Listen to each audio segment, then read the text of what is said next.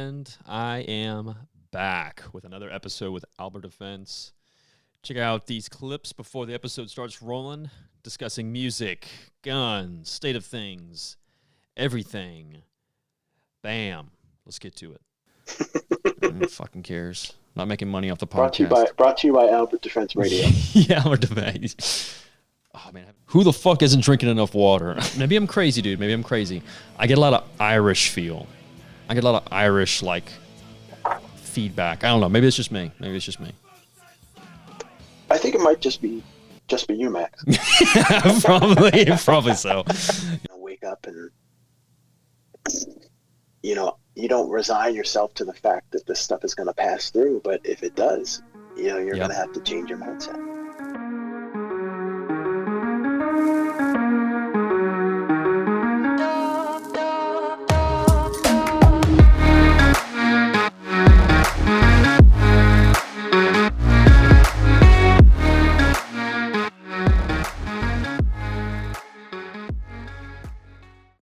Listen, man, some people are kind of weird about that. I don't use it. I don't use it casually. Yeah. I answer emails as Albert Defense. Right. But I think in this context, that's weird. Yeah. Yeah, I know. But some people are like that, man. It was funny because just having that conversation, same thing happened today. Someone was like, oh, by the way, is your name like Circa, or can we just call you Circa, or can I call you by your name? And I was like, man, it's okay either way, because I've played video games a decent amount that, like a gamer tag or something like that, if someone says that, it's fine. I just refer to it. And so when I kind of created this account and this whole thing, and I'm like, you know what, I'll go ahead and change some of my gamer tags and names online just to Circa or something like that, or Circa Kraft, and I don't know, branding, I guess. But I just ended up making it Circa, because then if I rage or anything like that, they're like, this guy's fucking, asshole, something. So I just used Circa, but it didn't really bother me. But yeah, I was like, oh, okay, cool. Well, I'll just call you Max. I was like, okay, cool, that's fine with me, man, whatever. But very cool. So again, Wednesday, episode 32 now, episode 32. And today I got with me Tim from Albert Defense, another East Coast homie, coming to join on and jump on and banter and do some shenanigans tonight. How are you doing, man? I'm good, my guy. Happy to be here. Awesome, man.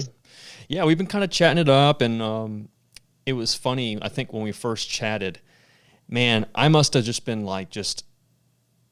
I don't know how many Red Bulls I must have had, but I remember talking, and I was like, man, he thinks I'm a psychopath after we got off the phone. I think we were just trying to feel each other out. That's the New Jersey pace. Sweet, dude. Perfect. Then I'm right there with you. That's all good with me. Sweet. So out of New Jersey and everything like that. Dude, I don't know why I do this. I think it's just because I like to compare what the weather is here. What's the weather there right now? How's it like? Today it's a little chilly. We had high 50s. We had a little cloudiness. It's been raining the past couple of days here. It's not too bad. Not too bad. Yeah, it's not too bad. April weather, man. I am so jealous of that. Like you and then some other friends I chat with, just with the weather just being still kind of cool and still kind of having like that real spring weather, right? Like preparing to spring into weather, right? But man, it is still like, oh God, it was like 89 degrees today, like 85% humidity already. Miserable, dude. That's no bueno. No, God, man. Nothing is like, I can't remember. I think I was on the phone with like my boss or someone at one point, and I was like, man, God. And he's like, everything all right? And I was like, yeah. I was like, man, I just cannot stand getting out of my vehicle and just having sweat on my legs. And he was like, okay, too much information. And I was like, oh, whatever, dude. Nah, everybody here in Jersey, they all love the seasons, as they say. We got a solid fall, winter. Yeah, summer. I agree, man. I agree. Like that's the problem with like South Carolina. Some of the weather just blends together. Like summer and spring and fall can sometimes kind of be like one real season, but sometimes opposite. Like sometimes fall is really winter, and that's weird. Yeah, that's weird. So Albert Defense, man, you got a huge, and something we chatted about. We were kind of conversating the other day. Is just the whole styling you have, and it's a lot of influence, a lot of your branding, and how everything has such a great, recognizable content and then design, and that is just something about you that I think I've really come to really enjoy. Is just like, hey, and like I said, it's like if I see something, I could tell off the wall, like, oh, that's definitely Albert Defense. That's really cool, and so like that's always something I find very interesting, especially with different brands and different guys making, creating content, creating merchandise. It's cool to see that, sticking with what you are, and I think that's really vital, especially today. But on top of I'm that, glad to hear you say yeah, that. That means I'm doing something right. absolutely, man, absolutely. But also, I appreciate the fact that it seems like recently, I've been really able to get a lot of East Coast guys on, because Yes. it's awesome being able to get those guys who are on same side, time zone, everything like that, because there is a lot of guys that are really knocking it out of the park on the opposite side, and in Texas and on West Coast. So it's cool to have like these really cool brandings, and really, it's always a debate, especially like I guess whenever I think of like East Coast versus West Coast, I always think of like rap, really, I guess, or like hip hop and stuff like that. So it's always like something that pings up. But there's actually a lot more elements to it too. So it's just cool to see those different types of branding and stuff. And it's like I said, it's still very recognizable, very cool, man. So It's definitely a different feel. yeah, definitely. So maybe you'll disagree with me on this. And at the time, it was more in regards to, again, I said hip hop, but that's when we refer to it. We were discussing that like a East Coast versus West Coast, like the difference in styling. But I think it actually transcends a little bit past that, like in styling. So like I feel like East Coast is kind of aggressive, like it's just got like that real abrasive, like in your face, like your mother, right in your face kind of look. Where West Coast, I feel like it's more Definitely, like yeah. it's like a flow, like a smooth kind of thing. I don't know. Maybe what do you think, man? No, I agree with you. It's you look at the weather. It's you get like cold winter. Mm-hmm. Yeah, you have all these old like 400-year-old cities like Boston Yeah. and Manhattan. There's just decay. It's shitty. Not to say that California isn't shitty. I'm sure there are parts that are, but the weather's nice out there. Mm-hmm. Palm trees. You just don't get that on the East Coast. So Yeah, it is. It's I like think that comes through in the style. yeah, absolutely, man, absolutely. And that's just one of those things, It's just it's not a big deal, but it's always Now definitely interesting. on the other hand, Max, I feel like in rap and hip hop, a lot of the West Coast stuff is very. Yeah. Yeah, I mean, like, I'm trying to think. What are some examples off the top of your head, do you think? I'm not a hip hop guy, but I'm thinking like NWA That's true. That is very true. And like Ice Cube. specifically. You know what I Yeah, mean? yeah, that's true. That is very true. Especially, was it like that's like the '90s, right? Like specifically the '90s. Yeah, that's true. That's true. I guess like sometimes is what I'm thinking, and I guess it's like late '80s. It's like with Biggie, and then like with Tupac. Tupac styling is just is kind of more different. It's like like a lot of people, if they had never listened, if you listen to it today, it's like almost kind of seems like almost kind of like R&B, I guess. But then you have like Yeah, Biggie, no, for sure. and Biggie is like Biggie just definitely had that R&B. yeah, and then Into Biggie, like some of his lyrics are just straight up murderous, dude. I love Biggie Smalls, like as an artist, but very cool. But let's get off rap, dude. Let's talk about a little bit about you. Let's talk about Albert Defense. Let's talk about your branding. Like, how did this start, man? Like, where did this stem from? Where did it start? Where did it come from? So I work in traditional marketing and advertising. Most of my career has been the pharma industry Mm-hmm. and product stuff. So very boring, with a lot of shitty people. Yeah. And it's just I had the motivation to want to do my own thing, but I didn't know what. And honestly, I think if I had my way, I'd be making some sort of cool product. But I'm not an engineer. I haven't had an idea for one yet. So merch has a low barrier of entry. I had some ideas for, and stuff like a sticker, very accessible. There's not a lot of money involved in 150, 200 stickers. Yeah, absolutely. Sell them in a web store pretty easily. And I took it from there. I was lucky. I did a lot of my own, but I was lucky to get some from Corey, from Warm Fuzzy. I don't want to use government. I was comfortable with it, but got some input from him. And then Unknown 8, who is also a Jersey guy. Is he really? Yeah. Well, he lives in Arizona, but he's originally a Jersey guy. He grew up not too far from where I did, and his parents had I don't want to go into too much detail on his private business, but his parents played a huge role in New Jersey skateboarding. I got you. They ran a big shop. Very cool guy. But to date, his stuff is always I love his stuff. I have a ton of them, and I always try to grab his new stuff.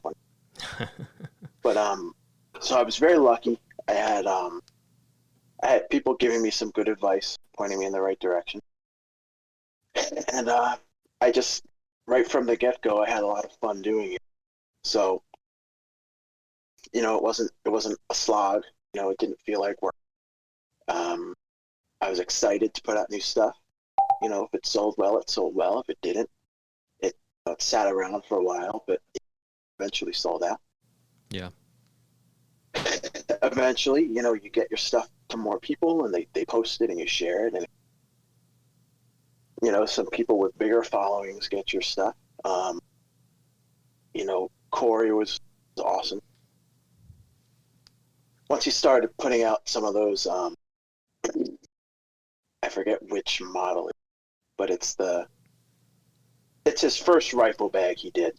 But one of the colors he did early on, he stuck a bunch of my stickers in the pouches in the product photos he took and tagged me and everything. Oh, that's dope.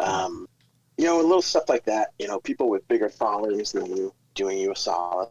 So I like to try to return the favor now, you guys stuff, but that kind of brought me to where I am today. I got some good breaks. From, like I said, from bigger guys taking interest in my stuff and buying it, sharing. And here we are. Closing in on 3 years in business. Oh, wow. About like 2.5. Yeah, you're right, Max. Man, that's hard to believe. That's 3 years.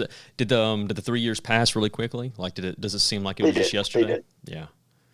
Yeah. It's you take it 1 month to the next, and it's just in the blink of an eye you're here. Yeah, yeah. Something that I talked about with Mike at Kilo Tactical was like, learning from mistakes. And it's definitely something that even after, I don't think I've been at it a year, but it's getting close actually now. But it's something I had noticed is like, just learning from mistakes or designs. And sometimes, man, you just have like a shitty drop, like a shitty release. And you just like, in my mind, it's just like, oh, this is going to be a home run. Like, I'm really excited for this. And then it releases and it's just like, man, what a letdown. What would you say sometimes it's just not. Yeah, dude, it is. Sometimes it's just like that. And I've just learned like, it's not a big deal. Let's move on. There's always going to be something that stumbles or like, it's not as big as you thought. But hey, as long as you enjoyed or liked what you created, I think that's most of it right there. But what would you Max, say? Can I stop you for a second? Sure, absolutely.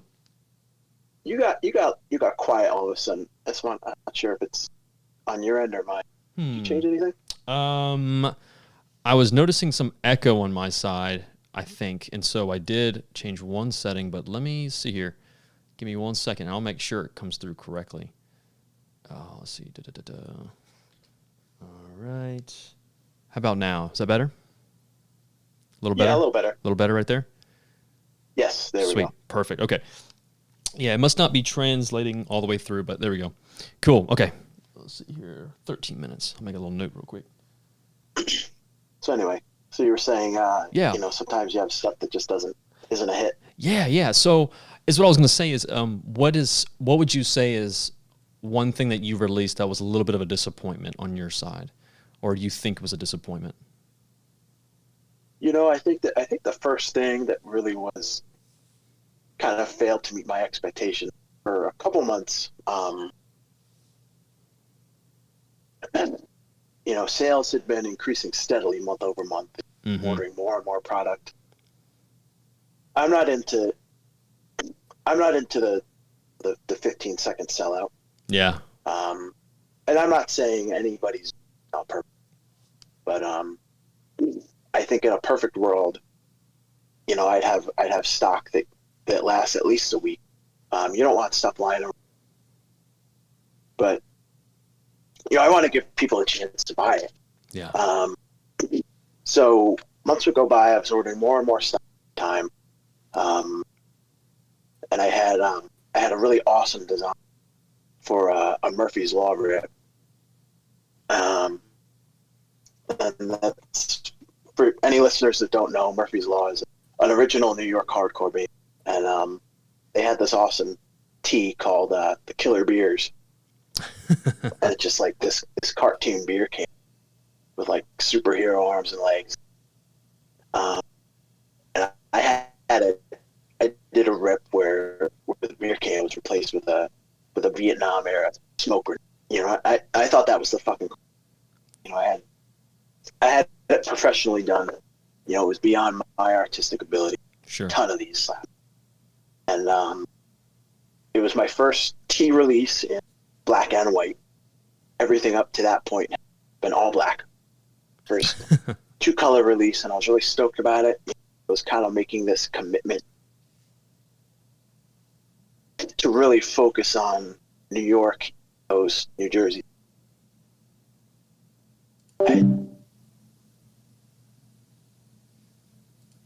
But they have a nationwide appeal. Yeah. Everybody loves it. You know, but I really wanted to focus on from about, and I had done that with the pizza guy. So I was trying to carry that on with this Murphy's Law rip, and just kind of, it just didn't meet expectations. Yeah. And you know, it all sold out eventually. You know, and is a favorite to some people. You know, some people really loved it, and you know, it was disappointing at first, but like you said, you know, you have this design that means something to you. You know, it's a rip of a band you've loved since you were a kid, and it's from the area where you're from, and it's, you know, it's a design that's meaningful. You're proud of it, and you're proud of putting it out. You know, ultimately that has to be what matters, or you're not gonna. And I don't mean to say that like, you know, this is some kind of like war of attrition, but you know, a lot of guys get into this and they put a couple things out and they get bored and their frequency reduces, and eventually they move on to something else. Think about, you know, if you're not doing it because it's something you love and the things you put out aren't things you're excited about, it's just not bound to be. Yeah, I agree, man. It's and I've seen some of those guys kind of fizzle away too, especially in the past year or so, like that. And just like, you know, whether it be the styling kind of pops away, or like, you know, it's just they just don't stick with it, you know. And it's funny because some of those guys, it's not all of them, it's just some of them. Some of them will actually ask, like, how do you do this stuff, man? And like, or like, how does this work? How do you operate? You know, stuff like blah blah blah. And sometimes they just don't take 100% of the time, or sometimes it's just an easy a cash grab, or they just try to jump on like some kind of trend or whatever, and then it's just dependent. But I would 100% agree with you. It's funny that you like, because I think that's the first design that I ever saw from you was the smoke grenade. I think that was the first one that I remember really seeing, and I was like, that's pretty cool.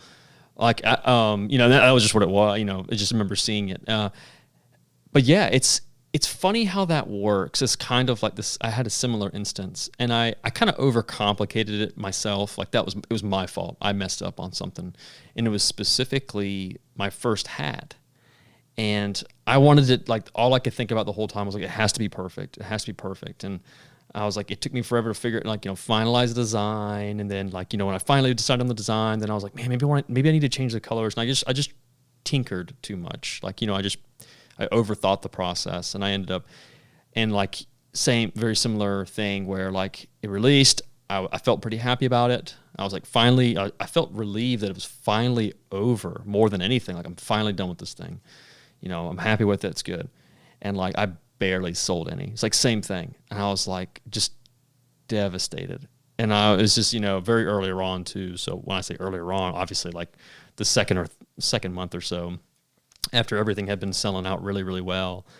And man, it was just the wildest thing. And I was just so upset about it. But then all of a sudden, it just seems like a couple people just said they really, really liked that hat.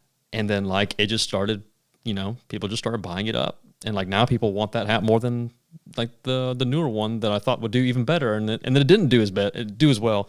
So it's kind of weird how that is. Like, sometimes as I've told people, you just need to have confidence in whatever you're doing. And again, like you were saying, like if you're happy with it, then that's what matters. That's definitely 99% of it. Being happy with what you create. A lot of guys in this game, they don't have overhead, so it's not the end of the world to have some stock for a while. Mm-hmm. And we're constantly trying to grow our audience. Anybody who's doing this, constantly trying to grow their audience. Yeah. And it's nice to have something in stock when something finds you. I think that's good for creating customers. Yeah, absolutely. And that's just something I've learned. Like, it just seems like, I'm not sure when the last time you've done a hat or anything like that, but I've just learned it just seems like hats just don't move ASAP.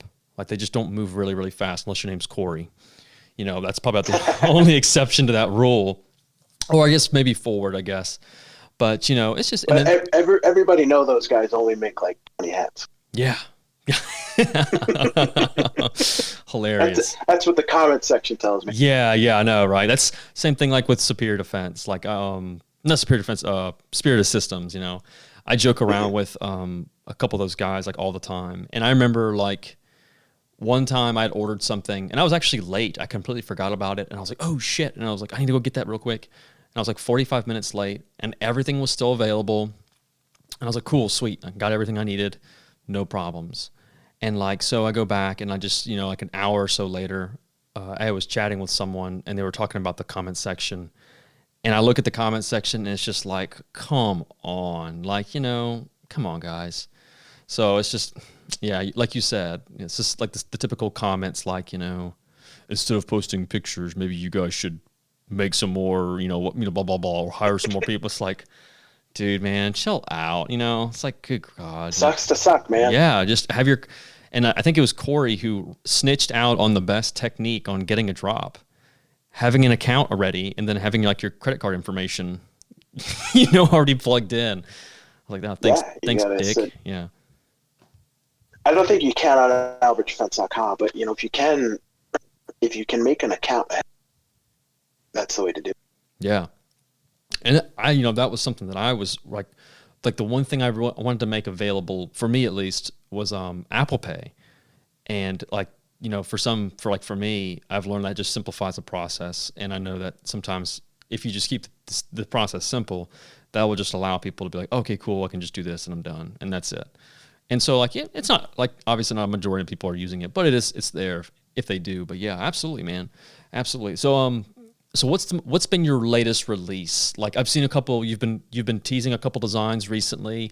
What's like the next thing you're looking at getting out there? Like, what are you excited about? Well, or if you don't want to say, you don't have to. My next release is going an E-Town company. Like I said,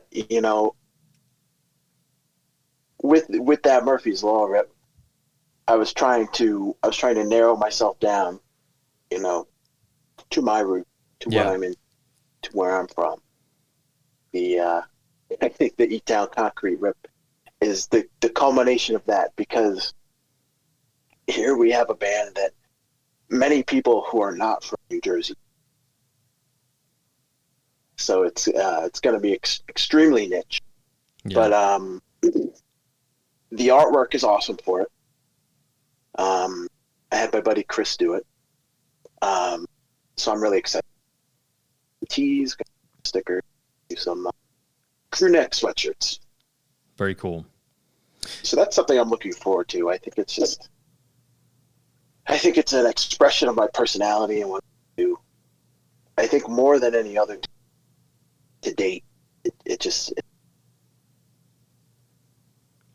I would like to think if somebody bought that design and liked it, and they met me, that's the guy who put that's what you got to do. Yeah. You got to be you, and the internet's a big place, so there's going to be somebody who'll buy it. Yeah, absolutely, man. And there's always going to be something or someone that can relate to that too. Like, and that's always something really cool. I think that's just something that to me is always kind of, it's not really, I won't say humbling, but it's really cool when, someone, I don't know, like they just go out of their way and they just fall in love with a design or just, really enjoy it. I think the wildest stuff to me still is when people ask about getting something tattooed, like if I mind or something like that. I'm like, no, absolutely not. By all means do it. Oh, yeah. I want to see it. I want to see you tag me though. You better tag me when you get it done. Like I want to see a picture of it. But like to me that is just so cool when people are willing to do something like that, especially a permanent, feature, Right. It's just cool. It's just like, it's really humbling and stuff. But that's very neat. There are a lot of black hands out there. Yeah. That's cool. So and I kind of talked about the aggressive nature of like East Coast stuff, because it kind of reminded me of your brand, and it's really aggressive, and like I think that transcends down from the music that you get a lot of influence, so like a lot of hardcore, a lot of like punk right. and stuff like that. So when you have stuff like that, what is the mindset behind it? Like just like fuck shit up, or is it like getting the I want to say, I hate saying the word pit. I don't know, it's just a weird thing. Like I remember like you call it pit. Is it still pit? Yeah, okay, cool. Let's do it. Yeah, okay, it's still pit. All right, I'm good. I'm okay. I just want to make sure. I was like to say, like that's. I remember there's been a couple of times, like obviously I won't even lie. It's been a long time since I've been to a really good show, like something just wild, right? But I remember, I think it was a Black Dahlia murder show, and like I just remember him saying, let's open the fucking pit up, and of course, like it's like more black metal, and like, dude. The venue, I think we chatted a little bit about the venue was so small, and it was like, at first I was like, oh, it's everyone's going fucking crazy, but at the same time I was like, damn, I'm kind of claustrophobic in here, but yeah, man. So like, it's just got that aggressive nature of just just going fucking wild. So, and that's kind of like what I get from your design, like just a lot of that stuff is just, and again, I think that's why it's so cool that a lot of it is still like, if you told me that the same person or you did all the designs, I would believe it, because it just has that same emotion, I think is a good word of saying it, like a good emotion. It has that same emotion for all of them, which is just so cool. So it's like, I think it's really cool. So talking about that, like what would you say is like the wildest show that you've been to or you've attended? A couple of good ones. Yeah. When I was a little kid, we used to go to like Birch Hill and Club Chrome. Had a lot of like the Jersey down bands, like and those shows got very violent. Stab around. We also, early on, I was involved with the Skinhead and Oi scene, and in North Jersey there weren't a ton of Nazis, but we used to go out to shows in the Lehigh Valley out by Allen. Nazi presence. Guys were all packed, or at least had knives. There's a lot of out there. Some real violence, and luckily not anything serious that I was directly involved in. Mm-hmm. You witness stuff that that as a suburban kid, was very foreign. I've seen people get out. I've seen people wave guns around through music. It's really nothing. It's nothing I ever would have been exposed to otherwise. Mm-hmm. I think with guns that kind of influence my thing. Yeah. You get into the set that the world is in, and you don't want to be without one, regardless of where you are. Yeah. And I think that that influence growing up that way. A lot of my, of course, firearms and weapons, personal safety. Yeah, but also also not just to harp on the bad stuff. There's also been a lot of just a couple weeks ago I posted a set list I have Agnostic front show, the place here in called the House. It's a little 300 cap Agnostic front. Mm-hmm. Arguably the most important hardcore in the world, if not definitely the most in New York. Playing this little club without a bear, 100 people there, and everybody knows the word. We're all having a great time, along with each other. A lot of really awesome positive. Yeah. That's awesome, man. I mean, and I think it also with music, like while I can, bring out like a lot of that, it's music is always going to have like an emotional touch to it. It's just always going to have, there's going to always have something background to it. Like, it always brings out, I think that's the cool thing about music. And it kind of almost blows my mind when someone says like, like they don't listen to music or they don't have like, something like, it kind of, it's like, it's such a weird thought process of not being able to register or, being able to enjoy something or have some kind of emotional connection with something. Cause I mean, like, obviously, I'll go through different phases of music, just depending on how sometimes it's yearly or annually or just, what's going on or just, or just getting burned out on something prior.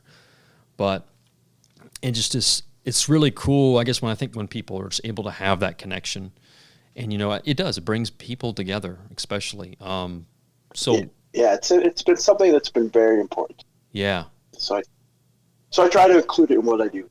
Yeah. Robert. That's awesome, man. That's really cool. Man, I had a really good question, and then it completely blanked out. Did you ever go through different phases of like hardcore? Like, so for me, it was kind of a weird phase. Like I would go through like some stuff that's like more like popish, kind of like borderline on like hardcore, and then it was like more hardcore. And then a couple times I just pretty much was just in complete like, death metal, black metal and stuff like that. And then it was just like, weird phases, I'll just, it would just get even harder. Then like one of my good friends, he's actually, he's actually created his own band, but he also is a part of like different, like, various genres of like, all different types of metal. And I'm not even going to attempt to remember all the different types of metal. He's scolding me, but it's always cool when I, talk to him and like, there's just the different genres and different feels and different emotions and stuff like that's really cool. Even though I'm not really some of them I'm not really, I can care less about, but it's still, it's really awesome to know that there is just so many gateways you can go. It's like a rabbit hole when it comes to a lot of music, especially like, hardcore. Just so many different directions. Yeah. I when I was a kid, maybe 12 years old, Green Day and you were on the immediately the fast stuff appealed to me more than a lot of the other rock on the so punk was definitely my entry. And then where I grew up in Jersey, we had a really awesome oi scene, which was kind of drawing to a close by the time I started going to shows, but we had a local record label, Squeak Tone Record, a big band out of there called Squeak, aggressive oi band. It definitely, I think a lot of people at the time would call oi-core. There are a lot of similarities with hardcore in the vocals, and the speed of it relative to something like Cox Bar. Mm-hmm. But that was kind of my entry point. And then as that scene kind of petered out in the early 2000s, I became in hardcore. But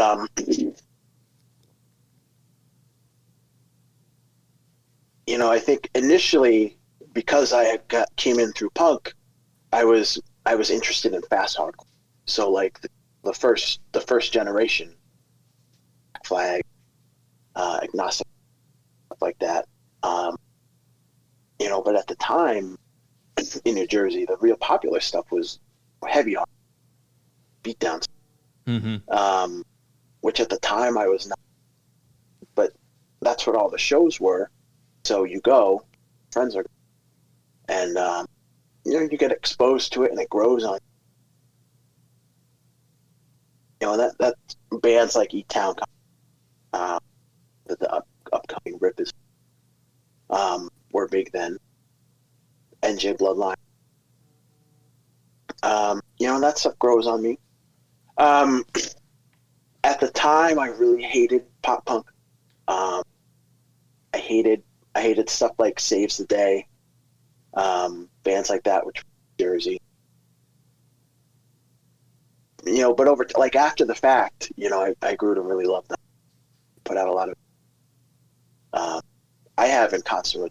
So I think some of it when you're a kid is you want to listen to music that your friends listen to and you identify with, and you kind of stay away from music that is stupid. Yeah, I think you're right. But later on, as you grow up, revisit some of that stuff. And then you like what you like. Yeah. I agree, man. It's funny that you bring up that. I remember some bands, you would just completely discredit them just based on friends oh no, fuck those guys, or no, I don't want to listen. Those guys are trash or something like that. Especially depending on what different scene or whatever genres you're really into and stuff. Because it's very I just always seem when you start to for me at least, when I was getting into more heavier metal and stuff like that, when you get to that level, then anything below that is trash. It's no, we're not listening to that shit. Fuck that. But stuff that you would otherwise like. Yeah, exactly. And the same thing with different genres. I've noticed that some guys just completely shut out other genres of music if they are really, really involved in one thing. It's just kind of just different strokes for different folks. I can't believe I'd ever use that on a podcast. I am guilty of that. Yeah. I was wondering that. I was going to say, if you shut out, it's, like I said, I've been through so many phases, and I think some of the times it's been it comes back to that whole thing with the people you're hanging out with. Because sometimes, I was with people who would listen to one type of music, and then it was kind of funny because some of that stuff I would just hate. I didn't want to listen to it. And then the more and more was around, I became susceptible, I guess is the best way of putting it. And then from there, I've just kind of got used to it, And sometimes it would be that's not too bad. The one thing that really bothers people can like what they like, but the one thing that really bothers me, I actually encounter it a lot, is a lot of guys messaging me saying man, new hardcore is shit. There's no good new hardcore. And these are guys that haven't been to a show in 10 years and probably haven't bought a hardcore record in 10 years. And A, they're missing out on a ton of good stuff. And B, they're not giving these bands a chance. And it's a lot of stuff that based on things I know they like. Mm-hmm. I know they would really like. And that's frustrating to me. Yeah. I think when they say the new hardcore bands suck, they're talking about the bands that were big 10 years ago. That's their definition of new. And they're completely missing out on everything since. Yeah, it just seems sometimes people get kind of shut in this this void of nothing can be past that stage. And it was funny because just again talking to people recently and listening to some more hardcore stuff again, that was one thing. I was like, I didn't dismiss any new bands, but I was like, dude, I don't know any new bands. Like, all I know is stuff from this time period to about this time period. And it was just funny because it was just like, oh man, you're missing the same thing. Like you were just saying, like, he's like, you're missing out on a bunch of cool bands that have come through. And then like, a lot of the bands that I listen to, they're pretty much gone. Like they're not even together anymore, or some of them like are in fucking rehab, or other ones have created new bands and they're different styling now or different experiments. It's just different things. It's just funny because it changes, and the scene of course changes too. So I mean, it's especially in hardcore, there's a very short lifespan. Yeah, especially like a couple good albums. Comes out with a couple good albums. That's what I like to try to do with the Spotify playlist. I'm always putting new music on there. I'm hip to the new stuff. There you go. Usually I know when new stuff is released, and I'll throw it on the playlist. Give the band some juice, and then try to expose people who follow the playlist to some of the new stuff. So you do have and that was my next question. So you do have a playlist. Where's it? Yes. Cool. Hold on. I'm gonna look it up right now. Let's take a look at this real quick. Is it attached to your Instagram? No, you can just Google found it. So you can just Google Albert Defense Radio, or search Albert Defense Radio on Spotify. But it got indexed at some point. I see it. Yeah. Okay. All right. Damn, dude. It's 14 hours. I was about to say, yeah. So I rarely take anything off. And then, damn. So I'm always adding. That was gonna be my next thing, man. That was gonna be my next question was, sometimes for me, and this is my fault. Like I blame myself 100%. I will like a song so much that it's like that whole thing, like when you too much of anything is it's just bad, and that's what happens. Like it's like a really, really good song that I really like, and I'll just end up just killing it, and just because I just listened to it way too much. But that's cool, man. Let's see. Man, you got a lot of shit on the stuff. Yeah, I'm listening to this because I'm always looking for something like really different or something that's just different. We'll go ahead and start sharing it. Well, not sure. Add to the library. Hey man, throw it on shuffle. Hell yeah, man. Let's see. Let's see here if I can pull this up real quick. The podcast isn't sponsored, so no one cares anyways. No one fucking cares. Not making money off the podcast. Brought to you by Albert Defense Radio. Yeah, Albert Defense. Oh man, I haven't re-downloaded fucking Spotify. There we go. Is there any friendships that you've had through the music that you still like really resonate with, and you're able to be still friends with and stuff? Oh hell yeah! Stuff comes and goes. I think a lot of the kids, a lot of the punk kids I was friends with in high school, developed nasty drug habits and moved to Portland. So I don't keep in touch with them so much, but I have a lot of good friends through hardcore. Shout out to my friend Keith. There you go, Keith. I did a band with him over COVID, which was a lot of fun. It's I would say hardcore and the gym are my only friends these days as an old man. Old man. I hear that, man. It's funny too, because it's just like I said, for me, I just become out of touch with some of that, so I kind of have to rely. So like, that's kind of like memes, right? So I'm lucky to be blessed with a younger brother and sister for that matter, but my brother's definitely like got a pulse on memes. Like some of the stuff I've just like, I would never in a million years really find funny. And then when I'm able to like share it with someone else and they're like, what the fuck is this? Like, this makes no sense. So it's always funny. Yeah, I find myself researching sometimes. Got to figure it out. Okay, so let's see here. Let's look at your playlist. Okay. Dude, I'm just going to shuffle it up. Let's see if it'll play. There we go. On.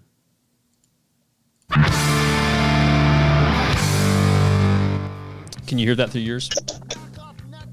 I can't hear it through mine. You'll have to tell me what's playing. All right, let's check it out. I got Hostile, Mass by the Hold Steady. Okay, that's one of the few non-hardcore songs in there. Damn it. Okay. Hold Steady is probably my favorite non-hardcore, non-punk, non-oi band. Yeah. Definitely recommend checking them out. Okay. They're like they're a bar band, you know. I'm about to say that's is the world's greatest bar band. I was about to say that's kind of like the vibe that I get from it, like listening to it, like it'd be something like playing in the background. Let's go going. Oh, hey, here you go, Murphy's Law, dude. Sit home and rot. There you go. Okay. Classic. I like the artwork for it too. It's kind of just everywhere. Yes. Uncle Al. Murphy's Law always had great artwork.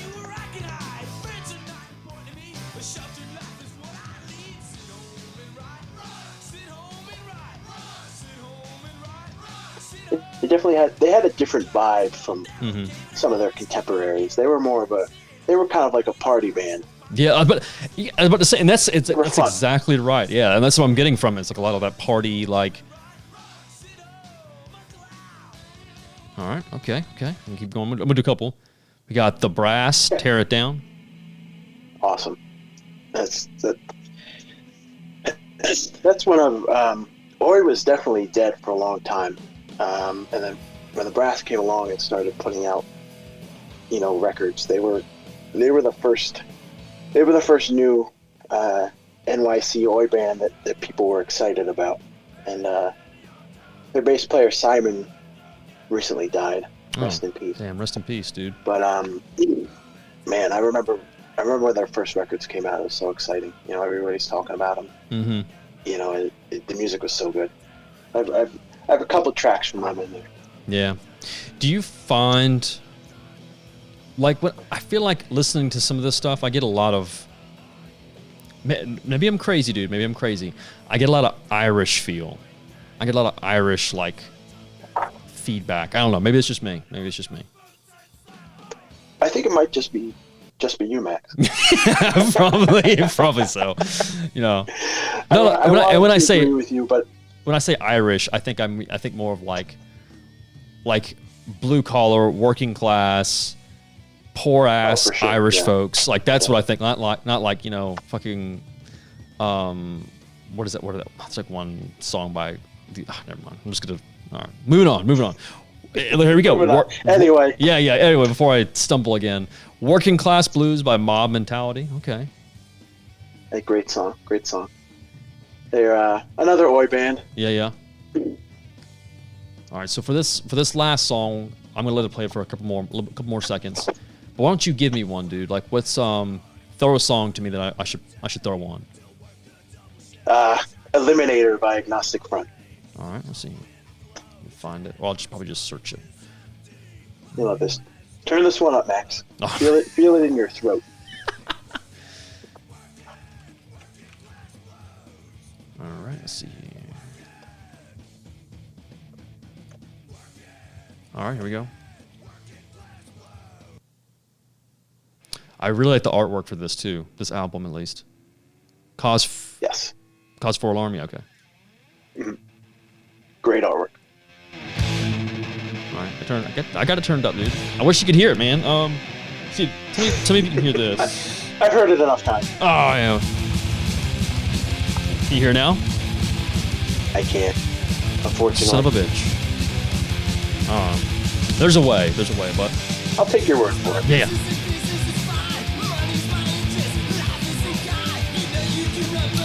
This sounds like hooligan music, dude. Like I'm up to no good. The important thing is that you enjoy it. Yeah. Yeah, I definitely feel devilish listening to this. Like I want to just do something. That's a good one. That's a fun one. They don't play. I haven't seen it live too many times, but that's a fun one. Yeah. I like the artwork though. Yes, it's a very good classic record cover. Mm-hmm. That's what I'm saying. I want to look at the album cover. This is from 1985 too. Wow. Yeah, man. That's the not even the earliest days of New York hardcore. Yeah. What would you say is like the time period for really like that time, like, for hardcore, like the early 80s or late 70s? Well, the late 70s was kind of the late 70s. There wasn't. I'm sure somebody's going to argue with me. There's going to be people who know more than I do, but well, fuck it wasn't them, really. Late 70s was in New York City was punk. Gotcha. And I think, in other places, by the late 70s, hardcore was starting to sprout up. But in New York, it was a little slower because these aren't my words, actually. I heard this somewhere else. But a lot of these early New York hardcore bands were living in the shadows of, the Ramones and the Damned and Blondie. So they didn't have a chance to develop and have spots to play like some of the other cities did. But by the early 80s, hardcore was in full swing in New York. That first wave, I think Agnostic Front is the one that everybody knows about. But you also had the Mob and other bands like that are less well known. And then by the late 80s, you had the youth crew movement, where you had a lot of kids that were straight edge. They were more clean cut than the early New York hardcore dudes. A lot of those early New York hardcore dudes were skinheads. But by the late 80s, you had kids from the suburbs who were straight edge showing up in, varsity jackets and Nike sneakers with crew cuts. Which in its own way was kind of a counterculture to to punk. They showed up clean cut, and they were preaching a straight edge message. So some of those bands like Youth of Today were kind of the next wave. And then following that in the 90s, you had bands, I think, that were more influenced by hip hop. They had a little bit of groove to their sound, and it got heavier. And Madball is a perfect example of that a lot of people might know. And then it took off from there. I don't think, honestly, in my opinion, I don't think there's ever been a time where hardcore in New York was bad. Yeah. It was just different. Yeah, it's never stagnant. It's always evolving. It's always changing, adapting. Because at the end of the day, there's just so many different types of backgrounds and people. So, you're just going to get different types of influences and everything like that. It's like, how can it stay stagnant? It seems almost impossible, honestly. Yeah. Things are constantly changing and evolving, and, you start getting some more metal influences. Things got a little heavier, But then as you progress, you get there was a revival to that youth crew stuff. In New Jersey, you had Floor Punch, which people consider a youth crew revival band, and they brought back some of that clean cut look, and they were straight edge guys, and they kind of had that jock look to them. Yeah. Stuff always comes back around again. Yeah, and maybe with a twist or something different, or something that guys kind of resonated to. Yeah, people still bring a piece of themselves to it, and their own experiences to it. But you definitely see trends always come around again. Very cool. Yeah. So, man, it's kind of funny just how much you can really talk. We could talk forever about music. So, what's and something that you mentioned earlier was that, did you say that you were in a band and then, or you and a good friend were starting a band or had done something recently? Yeah, I always fucked around when I was a kid. I played bass and guitar when I was a kid. Never recorded anything, but in March, my friend Keith Freeman from, if your listeners are into hardcore at all, they might know him from the band Restraining Order. Okay. Which is it's very popular hardcore band right now. They play fast hardcore. But Keith has been in a million other bands. He's one of those guys that has his fingers in many pies, so to speak. Yeah. But I think Restraining Order is his main band. And then they were on tour in March. They went out with Terror, and a couple other guys, but Terror was the headline on that tour. That was pretty much the last tour one of the last tours in hardcore. They wrapped up late March, and that was right about the time that all these venues were closing down. Oh yeah. And I think half the people on that tour got COVID. So they probably spread it all over the East Coast. Nice.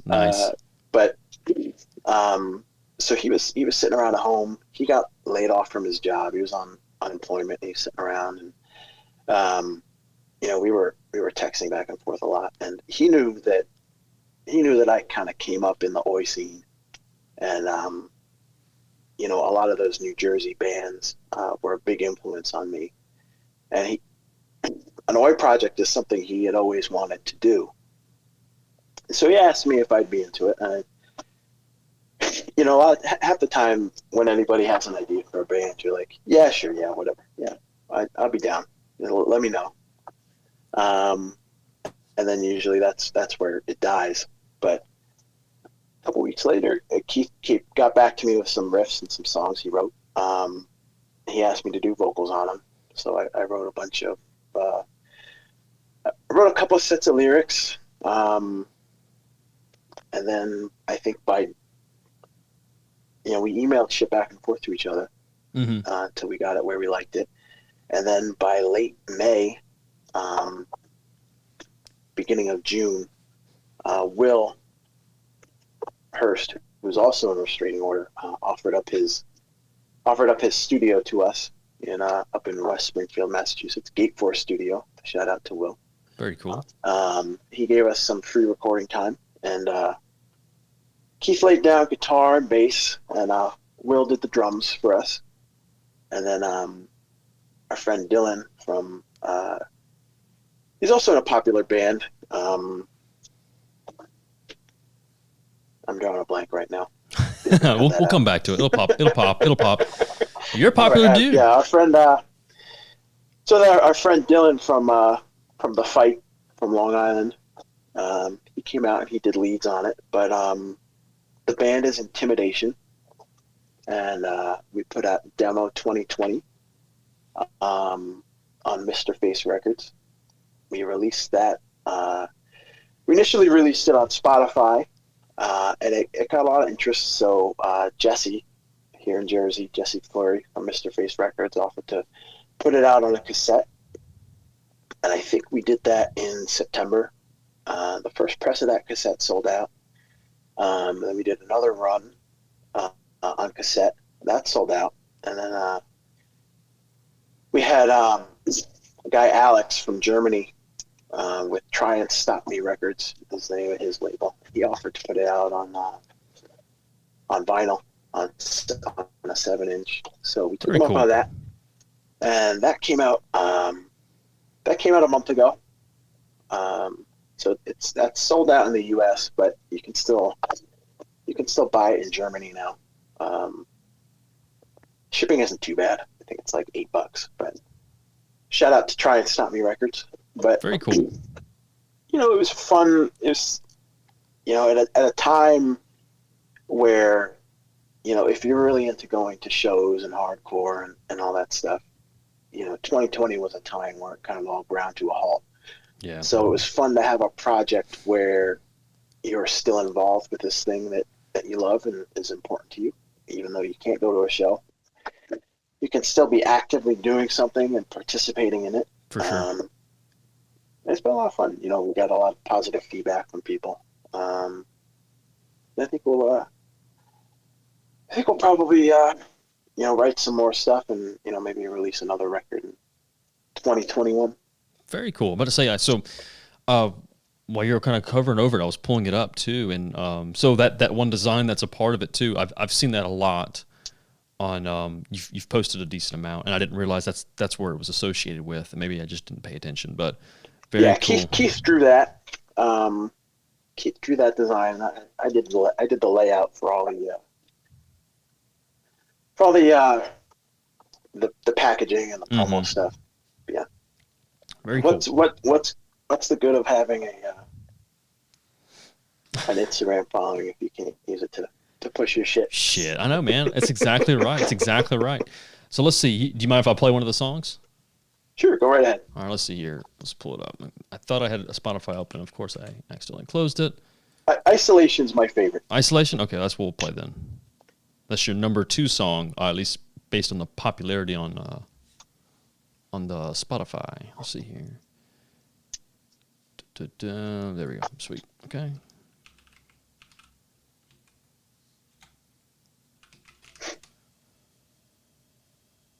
Sweet. All right. Isolation. Let's get this.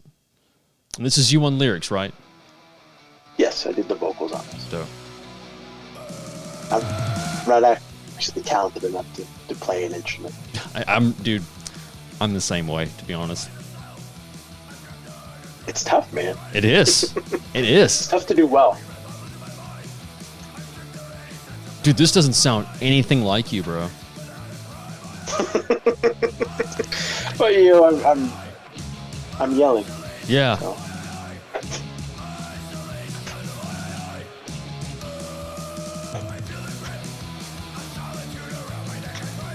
Dude, I have to. I mean, I'm not even bullshitting. I kind of like that. I mean, it's.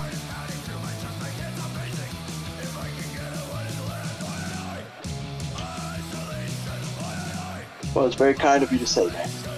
I understand the whole thing with the name of isolation now.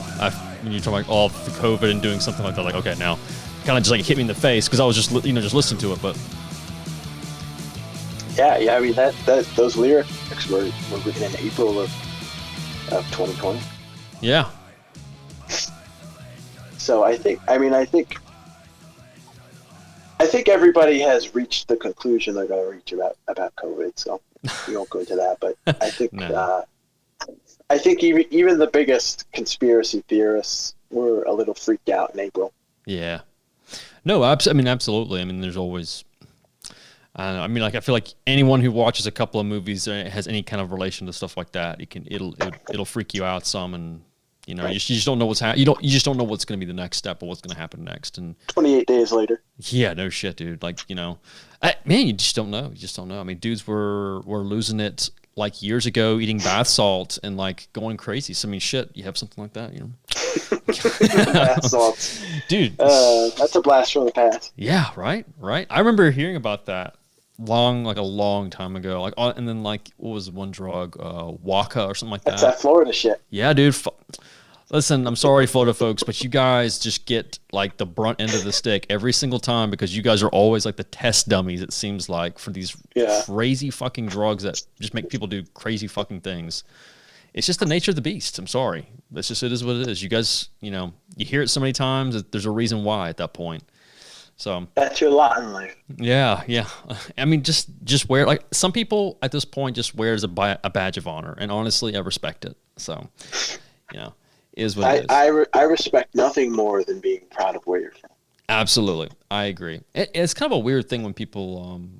I mean, I can understand you not being a fan of like where you grew up or whatever like that, but definitely if you appreciate where you came from and live it. I mean, I think there's always going to be something that you have a little bit of respect for, or, have a little pride and stuff like that. So, and then I think that's a lot of. Yeah, you got to have some pride. Yeah, and do you think that there's a lot of that interjected with a lot of punk and a lot of hardcore, a lot of pride and stuff like that? Oh, absolutely, yeah. Absolutely. Yeah. I figured, but that's what kind of like just listening to a couple of songs. That's kind of the feel that I got from it, the emotion from it. Very cool, man. Well, hey, let's talk about some other stuff. Let's talk about other stuff too. Sure. What's we were just talking about movies and stuff like that. Are you a big movie guy? Or like, what's a good movie that you'd like to watch?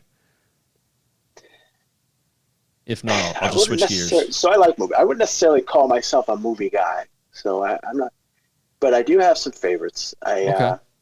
Obviously I love mafia movies. I love The Godfather. There you go. Goodfellas. Bronx Tale is a good one. If people don't watch mafia movies, I would tell them to start with Goodfellas. Yeah.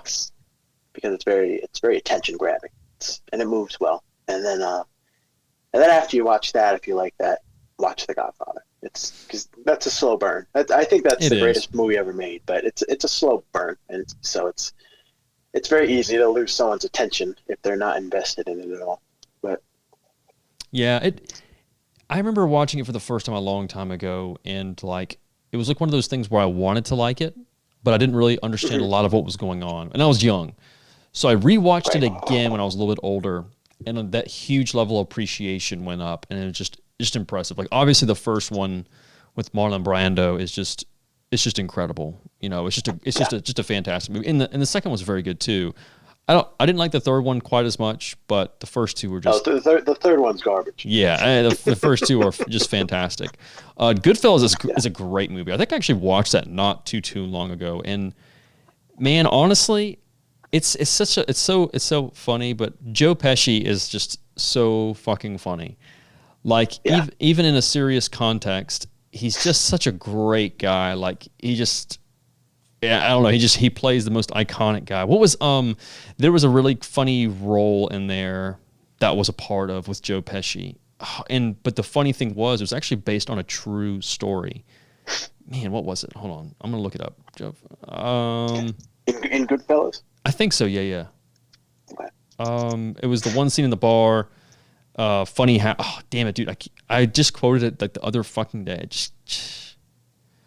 Man. Okay, yeah, how am I funny? Funny how? Yeah. Am I here to amuse you? Yeah. Great scene.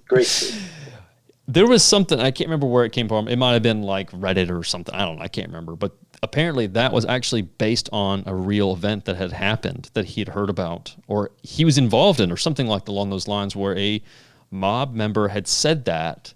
And so that's why he used it in the movie. And so like, that's why it was just such a funny, I don't know, like it's just crazy. Cause I mean, it is, I'm with you though. Mob movies, I feel like it's kind of, the more I think about it, there has not been a really good mob movie in a while. Well, I guess there was one. No, there hasn't been. Yeah. I think the last one was The Irishman on Netflix. That's what I was thinking. That was pretty good. It kind of weirded me out that they were playing themselves over a period of like 50 years. So you had like Robert De Niro playing himself as like a young man. That kind of weirded me out. I didn't like that. But in general, I felt like it was a good movie once I got past that. Mm-hmm. There's been a couple times that different movies have done that too, where they've had like the same guy play a future and former self, and it's like it just never translates. You can get away with it to an extent. Yeah, to an extent. Sometimes it's just kind of. I think maybe you could. I think you can have a guy playing himself, with makeup and whatever. You can have a guy playing himself from 30 to 50. Yes. But, I don't know off the top of my head how old De Niro is, but he's in his 70s at least, and he's playing himself as a young man. It's just kind of weird. Yeah. I was just, as we were talking about, I was just looking it up and I'm like, man, he's all of those guys, Joe Pesci, he's really old. De Niro, all those guys have just aged, and it's kind of crazy thinking back, looking like at The Godfather when they're so young, it's just wild. One good example of the age issue. This was the first time I ever noticed it. Was in the movie J. Edgar, based on J. Edgar Hoover. Fuck that guy. But I'm familiar with the movie, but I never saw it. Yeah, like I remember seeing it, and like you look at it in one part, and it's and I kind of forgot that what's his name was fucking in it. That Leonardo DiCaprio was like the lead, but he plays like the younger version, really really young, and the old version, and it just looks so fucking weird. Like it just kind of creeps me out, like you were saying. Like I don't know, and this makes me fucking uncomfortable, but whatever. But very cool, man. So with movies and stuff like that, I think sometimes movies and stuff like always have a play and influence. Another good movie was it was a mob movie, but it wasn't a Italian mob. It was more I think Irish mob, and another one of those. Leonardo DiCaprio was in that one too, and so was The Departed. Yep, The Departed. That was iconic. Great movie. Yeah, another good solid movie. I'm on board with that. Yep. Very good movie. Man, it's hard not to, I feel like it'd be disrespectful if you said you didn't like mob movies, especially being in that New Jersey, New York area. Like, how could you not like mob movies, right? That's it's a prerequisite. Yeah, right. It's like it's a checkbox. Required watching. Very cool. So, we've talked about music a little bit, and obviously, a lot of a connection we both have is like with firearms and stuff like that, and being in like a place like New Jersey, obviously a little bit of restrictions, tough, kind of like, stupid shit, stupid laws. How did you get interested in firearms? And I mean, well, you did mention that with the different shows and stuff like that, and having like that that influence. But when did it really click? Like, how old were you when you were like when the interest really peaked, or like started to really increase? I was a little kid, and it's always been kind of a weird thing because I don't come from a firearm family. Mm-hmm. So like my parents weren't into guns. I didn't have any uncles that were into guns. We didn't hunt. But I think I've been interested in. I had an interest in history. That was like my favorite subject in school, and a big part of history is guns. I think I got interested in it from that standpoint. I actually got my first gun when I was 11, I think. Oh wow.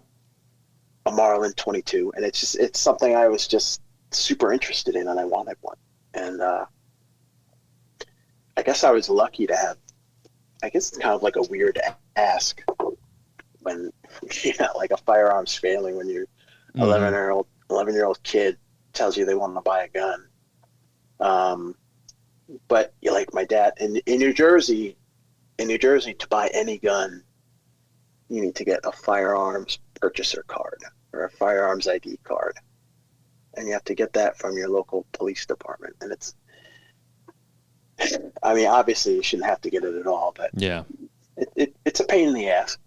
But so my dad had to go get one. So he had to, and it's not expensive. It's maybe $10, but he had to go through that whole process. You have to go down to the police station. You gotta get the paperwork. You gotta fill it out. You gotta get fingerprinted. You have to have references, and you have to submit all that shit. And then you have to wait like months. And I think that was my first introduction to shitty gun control. Mm-hmm. Was having to wait months to get this rifle I had saved up for, even though I had accumulated all the money.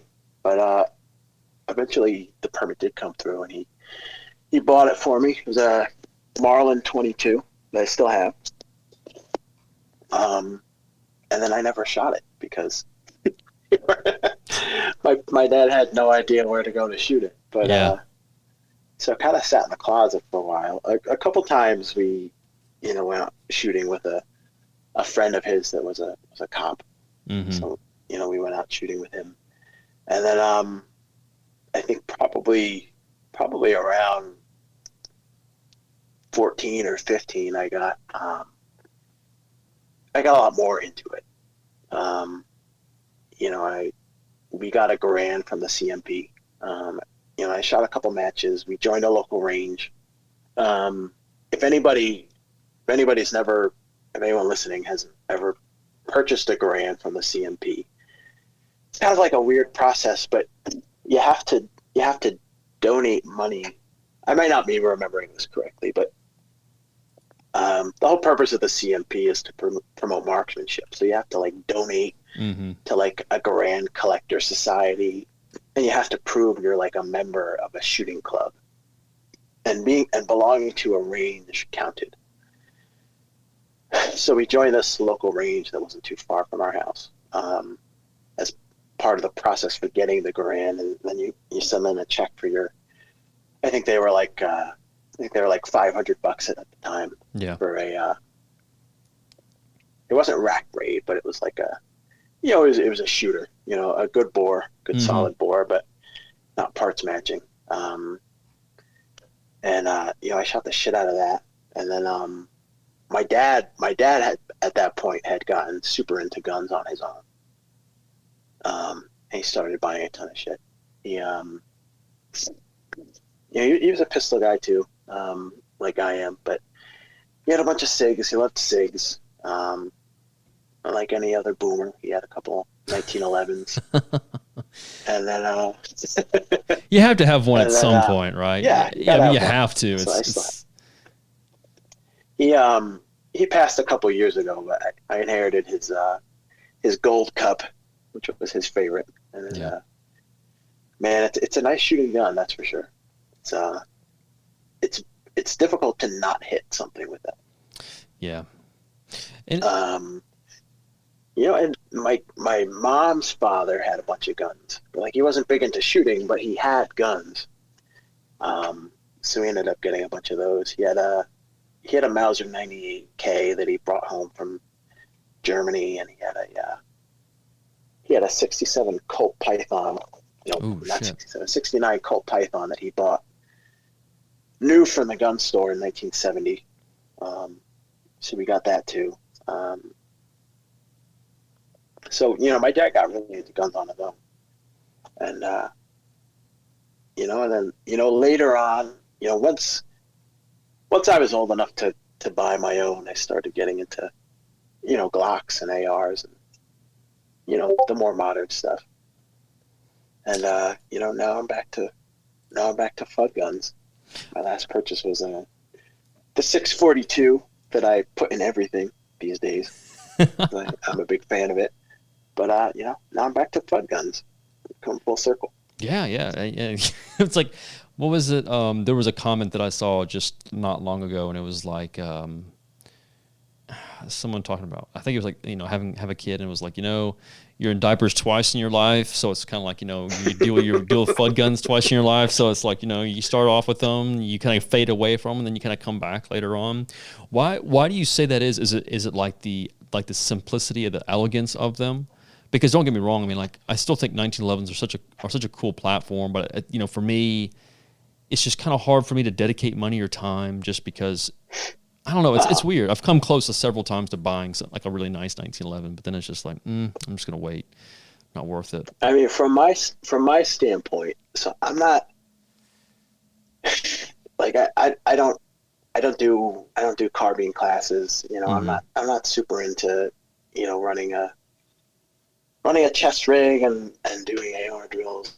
I'm kind of into stuff that I think I have a more reasonable chance of using on a day-to-day basis. Yeah. So I'm really into pistol shooting. I do all my drills from Appendix.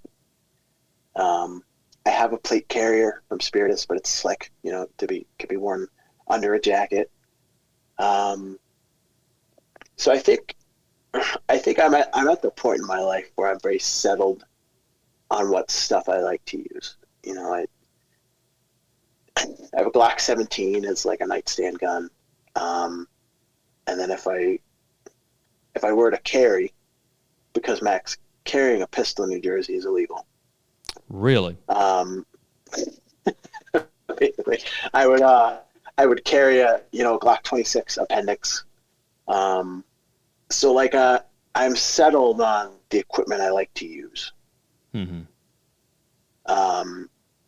And I'm comfortable with it. I have thousands of rounds through it, and I know what I like. So, but I think you put so much time in all that stuff that when you want to have fun and you want to fuck around with something, you want to do something different. Yeah. So it's fun to take out that 1911 and shoot steel at 25 yards. It's fun to get a J frame, because that's what all the bad guys use in movies, and try to get proficient with it as an exercise. It's kind of like mental stimulation. So I think maybe some of the reason people come back around to the old stuff is it's fun. It's comforting, and it's these are good looking guns, and they're fun to use. People use them so long for a reason. I'm not saying a Glock isn't the superior choice for self-defense. I believe that wholeheartedly, but that doesn't mean these other older designs can't do a good job, and they're certainly fun to use, and they have their place. Yeah, absolutely. I mean, and kind of like what you were saying, like kind of like a change of pace and mixing it up, and because like you said, you get in kind of a groove of things. So I can definitely understand that. I think like recently, and I kind of got into firearms at a much later time, kind of like at age of I think more 18, and I would dip in and out of the phase of firearms really. Sometimes it was because like the over availability, and I kind of felt like I kind of had everything I wanted, and then like the availability of being able to go train or do and shoot stuff, just more frequent, and so that increased like my reoccurring me wanting to kind of do more stuff, and it's just a kind of a weird pace. It just kind of depended on what I wanted or what I was doing, and so I don't know. It's weird. It's definitely weird, but I've definitely had some times. I've always wanted one of those pythons though. I remember seeing one a long time ago, Yeah. and I'm like just mesmerized.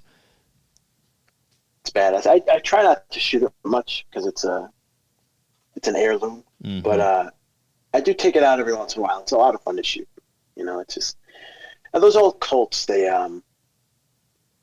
like the lock work wasn't the strongest, Mm-hmm. so they do go out of time with a lot of shooting. So I try to keep it to a minimum. Yeah. Do you kind of keep an eye on like a lot of the collector's pieces, or is there like anything that you like have an eye on, or something that you'd want, or you're looking for, or want to get at some point, or like right now I was like, I always tell people all the time when they ask me questions about certain stuff, like right now is honestly like kind of like the worst time to really want something specific, just because availability and stuff, it sucks. But although I think you get to a point with,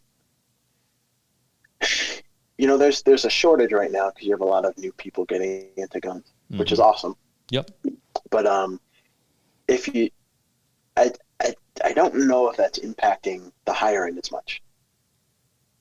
So I think it's probably relative. I could be speaking out of turn here. I honestly don't really know, but it's probably easier to find a $3,000 2011 or custom 1911 than it is to find a $600 Glock right now. Oh yeah, for sure, absolutely. I will say though, there is still a pretty big demand, even on the higher end pieces, and yeah, it's just, but like you said, like you're looking at two different spectrums at this point. You're looking at people who can afford something at that level versus someone who can afford something in the $500. Obviously that's a huge jump for someone who's going to be a first time firearm owner to go after something that expensive. That's like jumping in really. And maybe they deep. might just buy it because that's what's available. Yeah, and they have that true. disposable income and they want a gun. They might buy a $3,000 pistol for their first gun. Yep, I don't know if that's going to be that common. I think with chatting with like some folks, there is some instances where that does happen and is happening where, people see something and they just think, okay, this is the best of the best. I'm just going to get this right off the cuff. Like I think talking with it's Kevin, definitely happening with ammo. Yeah. Oh my God. Because honestly, like if the average person decides they want to buy a pistol for home defense and they buy a Glock 19, it probably, they just dropped $500 on a pistol. They probably don't really have any plans to train with it. So paying $50 for a box of 9mm isn't really that big a deal. If you want ammo to have at home for the gun you just bought, whatever, $50, it's insanely expensive for a box of 9mm. But if you're only buying one, it's not really a big deal. So I think that's definitely happening with ammo. Yeah, it definitely is. There's definitely, I've seen a couple cases of that when people are just completely unaware of the cost of ammo and stuff like that. Right. When, unfortunate that there is, on top of that, a lot of price gouging going on for people taking advantage of that. And, man, like that stuff just bums me out, and people hoarding and stuff like that. Nothing drives me crazier than, just hearing about like the same 3 or 4 guys going to the local shop to pick up like all reloading supplies, they're targeting reloading supplies. Like that is such a scumbag move. And then on top of that, buying up ammo and stuff, and oh man, whatever. Yeah. I haven't even bothered looking for primers. Yeah, no, I looked at one point, and then like I was thinking to myself, I was like, okay, well, it's getting a little crazy. Let me see if I can go ahead and just get some primers. I'll throw them to the side, and I'll have them ready. So when I want to start, reloading, continue shooting, I can. And then like I saw the cost of them, and I was like, I can't like tell myself that it's okay to pay this much for primers. I had a decent amount Yeah. on hand when COVID hit, but at this point I'm down to a couple boxes. Yeah. I don't even bother looking anymore. If I see 9mm for a decent price, I buy a couple boxes just to top off my supply. Luckily I didn't really give a lot of thought to being prepared for an ammo shortage, but Yeah. I think I just lucked out and happened to be. Yeah, I'm kind of in the same boat right with you. I wasn't it wasn't top of mind, but I think I was just buying in quantity because it was cheaper. Mm-hmm. So yeah, I lucked out there, but I've definitely been shooting less. You're reluctant to go out as often. Yeah, it's kind of like just I guess just like shooting. It's like one of my favorite rounds, and really I don't have that much experience with it. I just recently had gotten it within like the past year, like 300 blackout, and not really fun to shoot if it's not suppressed, but the suppressor finally got out, and it was just one of those things. Like I think I filed for everything like in January of last year, and then like everything starts going wild, and then I remember being like in one of Corey's lives, and he was talking about 300 blackout, and I like commented, I was like, do I even want to know what the cost of subsonic is right now? And he was like, dude, don't even look.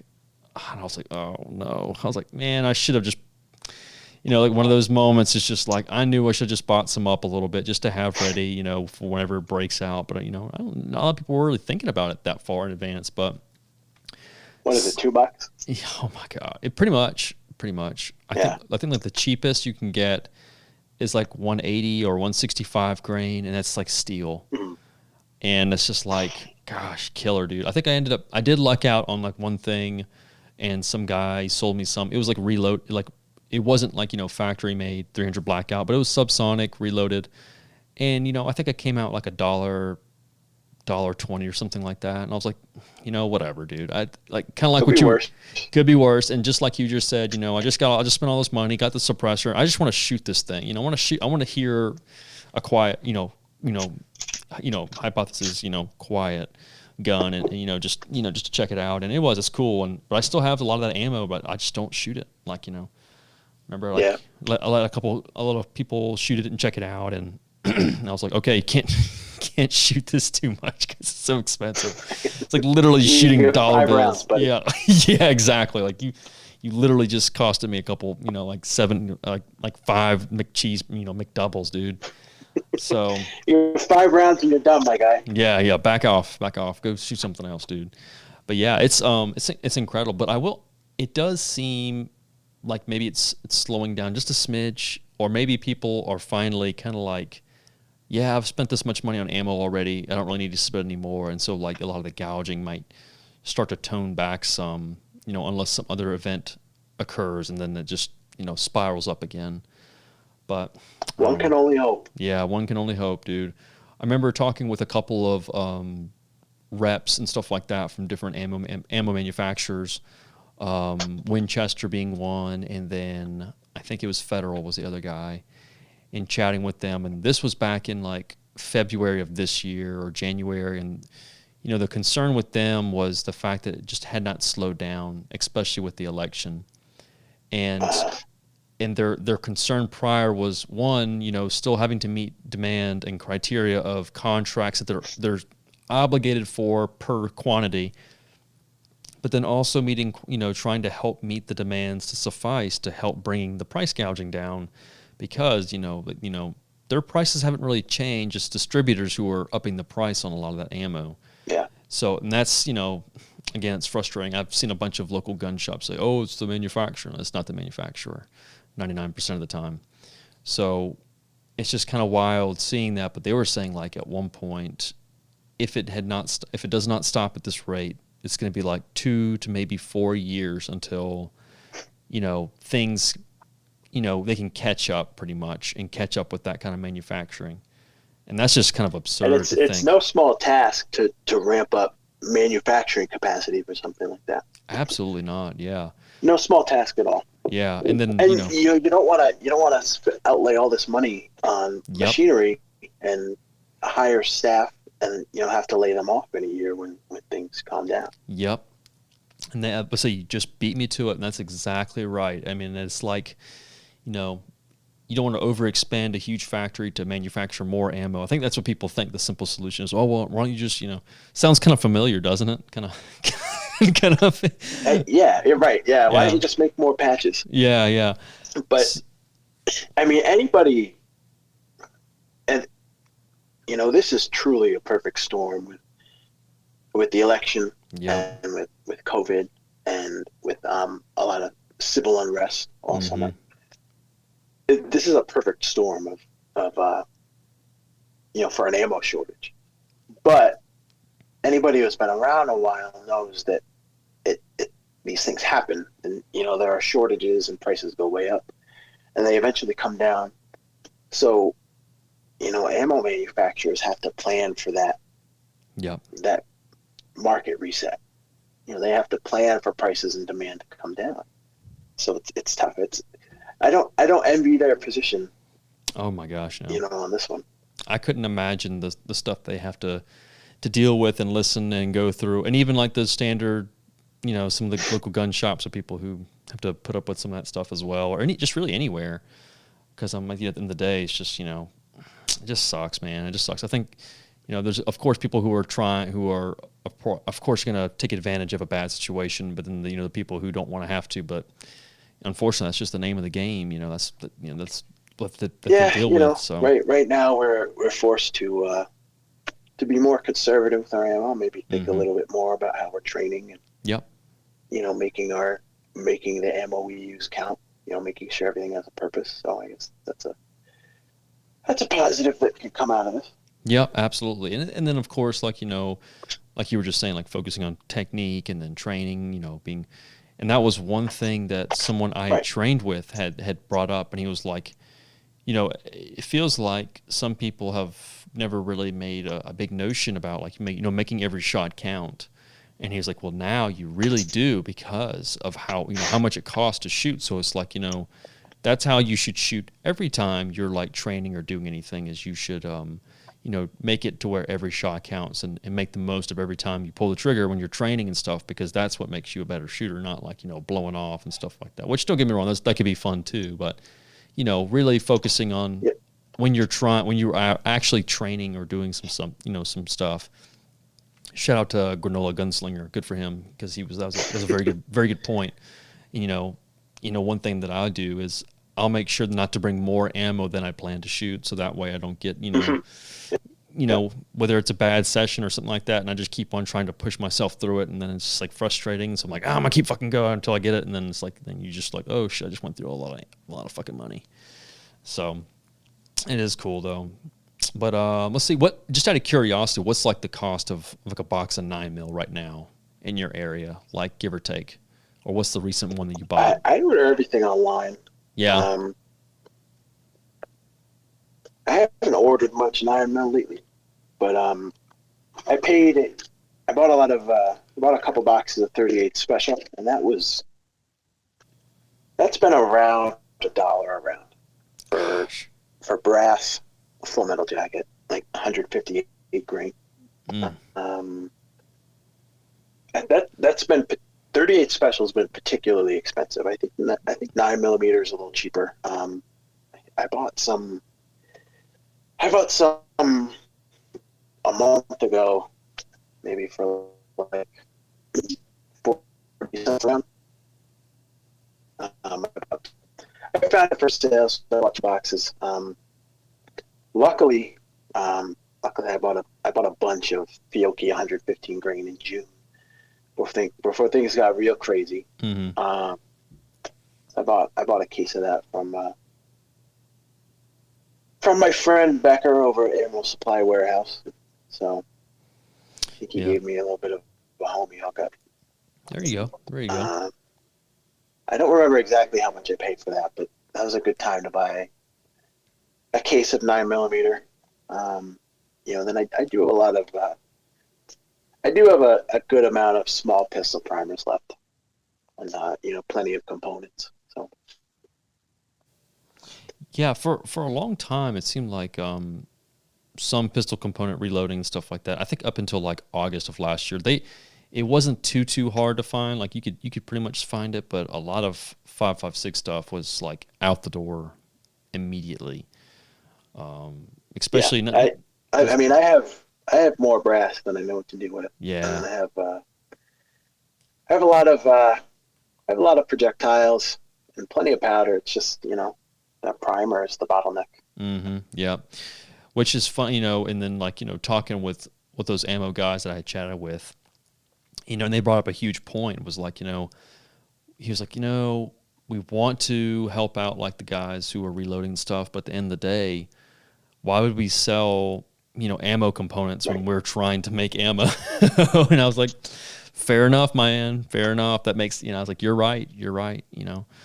So a lot of this, a lot on top of the already, issues going on with like reloading, at least, a lot of those parts and supplies they're just going straight to the actual ammunition production instead of like, being made for reloading and stuff, which sucks, man. Which makes sense. It does. It's understandable. Yep. 100%, especially, just in all circumstances. But, yeah, we'll see. It's curious to see. I hope some of those guys eat some of those fucking primers, dude. I remember seeing like this one guy like in a local ad, and he had like just a whole wall behind him of primers, and I think a blood vessel busted, and I was like, man, this motherfucker. Like, I made some stupid joke. It made no sense, but it was like, I hope a cat lights a match or something like that, and like the whole thing just goes crazy. I don't know, something wild. Like it's something that would never fucking happen. But I was like, something just blow up the dude's house. Yeah, well, I didn't. Maybe I don't know. Maybe something like that. But it's funny that you talk about like the ammo. Like the same thing for me. I was worried about the election. Like, with COVID, it hadn't even really become a main story yet. And I think I got ammo like in February, so like 1 month after you, and I got a good price. And for people who are not familiar with, man, you could get high quality 5.56 for like $2.99 for 1,000 rounds. It's like 29 cents a round, and like depending on where you got it from, free shipping, no taxes. So literally like 29 cents a round, and that's just like killer. Like that was just like a gold standard. And then like 9mm is even cheaper than that. So I remember I got up a little bit. I think I was reloading 9mm for like 16 cents a round. Oh, man. And I was like, I'm like, man, what am I doing? Like I could buy this for 19. Well, that was like the reason why I kind of stopped reloading, because the ammo prices had gone down had gotten so cheap that I was like, right now it fiscally does not make any sense for me to reload, because it's actually like a cent or two more than me reloading. I was like, this just doesn't make any sense. So like I kind of started slacking on getting supplies, and I kind of put it to the side, and then I moved, and that just made everything worse. So it's like, looking back, stupid. I kept on reading in the signs, man. People would always say like, don't forget the salad days. Like that was like on AR-15, and people would say that all the damn time. Like, don't forget the salad days, and stock up on the salad days. And I was like, what are you talking about, dude? Like, chill out. Sure enough, man, cost of ammo went through the roof and everything. So, but I'm kind of still riding that wave of ammo that I purchased from last year and just slowed down. So we'll see. Same here. Hopefully everything will kind of pick up again, but the other thing is, I always show a good bit of appreciation, especially when people are taking others shooting for the first time, especially a lot of those new gun owners, and help, bring up that community and kind of expand it. So guys are kind of like not turned away from it. Cause I think that's kind of like something that was, I don't want to say harmful to me, but it just seemed like that was something that can kind of, discredit firearms in general. Is like, trying to get into it, man. Like, at least for me, I was just talking to someone else about this, and it was like locally, like the local gun shops around me are just they're just the worst. Like, there's just always just a shitty gun shop, and like there's just always those people who work there, and unfortunately, they just give a bad rep to gun owners, or maybe a bad taste to a first-time customer too. So it sucks taking people shooting, even if you have to spend a little bit of your ammo and give them that good experience, a little thrill. Yeah, I think it's worth it. It's an investment in the future of the hobby. Absolutely. For sure. And it gives a good perspective too. So like, it takes away some of that media factor that they maybe hear about or go off on, and then when they actually experience it, it's like, it's just different. It's a different experience. So speaking of, I think I remember talking with someone else, but you're not allowed to own any like NFA items, are you? Like suppressors and stuff? No, you can't. Wild. Anybody who has a suppressor in New Jersey made it themselves. Yeah. Are you? It doesn't tell anybody about it. Oh, okay. Well, that answered my next question. I was like, can you form? Like, can you make it? Can you do the? No, form I don't mean form one. Yeah. So okay. Well, never mind then. Never mind. Disregard. Have you ever thought of? I mean, I know what you're going to say, because just chatting with you, it seems like you're just really invested in your community, and you really like the scene, and you like the music, you like where you came from, like you said, that pride. Have you ever thought about moving or going somewhere else, or this is it, like this is my place? You can't pull me away from it. I just flat out I say no. I never have. Yeah. Guns are important to me, but they're not everything. Yeah. So, life is always a compromise. So, I have family here. I have a community here that I'm a part of. I have things I love. It's. I found a good balance. Yeah. It's. I don't want to go too much into it. No, we're good. And I don't want to go too deep into my business, but everybody knows that if laws only matter if you get caught. That sounds like someone I know. Regardless of where anybody lives, you just have to look at what's important to you and what risks you're willing to take, and what you feel like you need to have, and what is maybe not so important to you. And, absolutely. If you decide that a certain item or feature or gun is very important to your safety and your self-defense, and it's not legal where you live, there's usually ways to find stuff, and you just gotta stay quiet about it. It's true. It's and I knew that was gonna. I kind of felt like that was going to be your answer, and I absolutely 100%. That sounds like someone else I know with privateer group kind of had said something very, very, very, very similar. Yes. And I agree. Derek and I are on the same page with that. Yeah. Was there, so I'm trying to think of how to structure this before I go. I don't want to go too off one side and then come back, but so one thing that I had heard a long time ago, and this is in regards to like NFA items and stuff like that. Well, I don't say NFA items because they're not NFA items. It's just stuff that's on an NFA list. Put it like that. That's better. Like one thing is if you run your mouth about it all the time and you brandish everything and you show it off, then that one guy that you maybe piss off because you cut a little bit of his grass too much may get a little itchy and then maybe snitch on you. And that's what a lot of the times are. It's normally like a neighbor or ex-spouse or something like that snitches on people who have, whatever, FA, full auto stuff, or SBRs or suppressors they're not supposed to and stuff like that. That's how they get busted a lot of the times with them.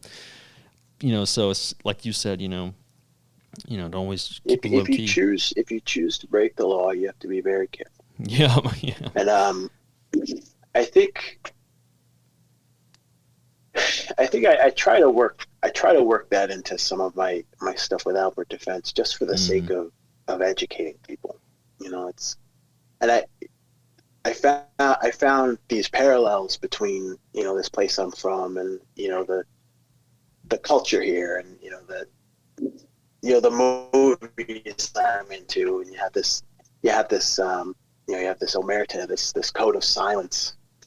And I think too many guys are naive, to what they're doing, and they're owning or using something that's illegal, but they don't think of themselves as a criminal. And you need to, if you're doing that, you need to think of yourself as a criminal, because the attorney general in your state, the state police, your local police officer, they won't think twice about treating you like a criminal for doing it. So you have to have that mindset. Yeah. You always hear the NRA, whoever the fuck at the moment, say like, these gun laws are not going to affect law-abiding citizens. Or no, let me rephrase that. You can cut that out. Yep. The NRA, whoever, they always say these gun laws will only affect law-abiding citizens. They don't affect criminals. So the question at that point is, why are you still a law-abiding citizen? Why are you acting like one? So morally, you're not a criminal, but you have to have that criminal mindset, because there are people out there trying to get you that look at you as a criminal. Yeah. And that's like kind of like a lot of that reverberating messages, like, freedom is a mindset at the end of the day. And, right. And like you said, doing what's best for you and yours, because, one thing I feel like it took me a moment for it to click, but it was, at the end of the day, a lot of times the only people who give a shit about you is like you and your family, and everyone outside of that clique, they do not give a shit about you. They are not there to help. And this is not always every case, but people aren't always out there to help you or give you the benefit of the doubt. And like you said, if like there's a chance for something like that to happen, they're going to burn you to the ground. It's just unfortunate. That's just the state of things. It's just sad, unfortunate. But like you said, you got to keep that low key stuff and think that just don't think that oh, I'll be okay. What's the worst that can happen? You just need to assume the worst and keep that mindset. Yeah, you got to assume the worst. Yeah, and you have a lot of people that are otherwise good, normal people who maybe even accidentally, unknowingly, are breaking a law that could cost them a couple years. Yeah, if they get pinched, and you have to have that mindset. So I feel like it's something that's important to me to get out to people, to try to maybe get them thinking that way. Yeah. And that's not even just with firearms either. I mean, that's just like with a lot of stuff too. You have to think that way, and yeah, man, it's wild, dude. We're living in, it's kind of like with the whole thing with like the ammo shortage and stuff like that. It's in different phases and stuff like that, and I don't think people realize a lot of this stuff is kind of waves, and we go through these stages of history and stuff like stuff like this is just reoccurring, and but it is kind of feels like it's dangerous times kind of as we move forward, and kind of like this. Yeah, it is a dangerous time. I kind of shrug, my shoulders at this is being recorded in mid-April of 2021. I kind of shrug my shoulders at what's going on with the Biden executive orders right now, because it's something that anybody in New York or New Jersey or California has been living with for the past 10 years. So it kind of, I'm unfazed by it, but for everybody else, it's time to really, wake up, and, you don't resign yourself to the fact that this stuff is going to pass through, but if it does, you're going to have to change your mindset. Yep. And I agree. It's, just talking with someone, I was talking about this, and I remember them in regards to like magazines, and I remember them talking about like registering every single 30-round magazine as like an NFA item. And I just started dying laughing. And I was like talking to my wife, and I was like, do you know how much money that would cost for me to do that? I was like, that's fucking insane. I was like, literally, that's literally insane. And I was like, how the fuck are you gonna track that anyways? It's not even like a magazine that has a serial number. And I was like, yeah, get fucked. I'm not doing that. Right. May have to edit that out just in honestly, case. If I was in your position, that's probably what I would do also. But you just have to get comfortable with the fact that you've made yourself a felon. Yeah. Which is it's mind blowing. which is what it is. But yeah, it is. It's. I find you it have to very start thinking incredible. about how you're not going to get caught. Yeah, it just stuff like that. Just it does. It blows my mind that with something such a fail swoop that someone is, and not someone group thought is okay with that happening, and then making just. I mean, it's more than thousands, hundreds of thousands of people felons in just a split second. Like just so silly. It's just such a silly thought process, and I mean, shit. I don't know. Weird, man. Like I said, weird times, but in the end of the day, I think a lot of people maybe get too wrapped up in it.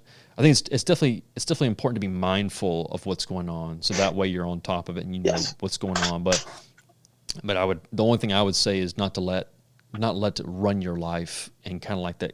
I think that includes what you were just saying, like have that mindset of what could happen, and of what's going on and what could happen. But man, don't let it ruin your life. Kind of like you saying not having like firearms like being all of your life, which I think is important, because I think some guys are so wrapped up in firearms and guns that it kills like anything else for them to enjoy, and they just let it eat it up. It's weird. Yeah, no, for sure. Firearms are not a personality. Yeah. Yeah, definitely don't start that off with if you your don't first have day. a personality outside of firearms, that's too bad. But yeah. So on that, I think that's a good transition point, and we'll kind of start tying everything up. But obviously we've talked about you and Albert Defense and music a decent amount, and then firearms. What is something else that you're passionate about, or something else that you enjoy doing outside of those realms? Or is that really kind of just what you've just honed in at this point, and not necessarily work related, just, hobbies or things that you enjoy or interested in? Well, Max, I'm not very good at it, but I do enjoy powerlifting. Powerlifting? That's right, man. I forgot. This is what I went on my Rampage discussion on when we first chatted. Right. I forgot about that. You and Spud. Oh yeah, Spud Inc. So how is that? And we won't go too crazy. I promise. Right. I'll try my best. It's my wife is a CSCS, and she doesn't as much anymore, but she used to train high school athletes, and she was a high school athletic director. So she's always been into lifting and stuff. Me not so much, but probably 6 or 7 years ago, she got me kind of interested in it. So I think I bought like anybody else, I bought Ripato's starting strength book. Classic. And started squatting, benching, and deadlifting and pressing. And then I think maybe 2015, I did my first powerlifting meet. I've been doing it ever since. I don't think I don't put the time in to be very good at it, but I have a lot of fun with it. A couple of years ago, I switched over to USAPL. Mm-hmm. I'm very lucky to have found a bunch of guys locally that we all train together and compete. And, a lot of those guys are very active in the sport. We have judges, meet directors.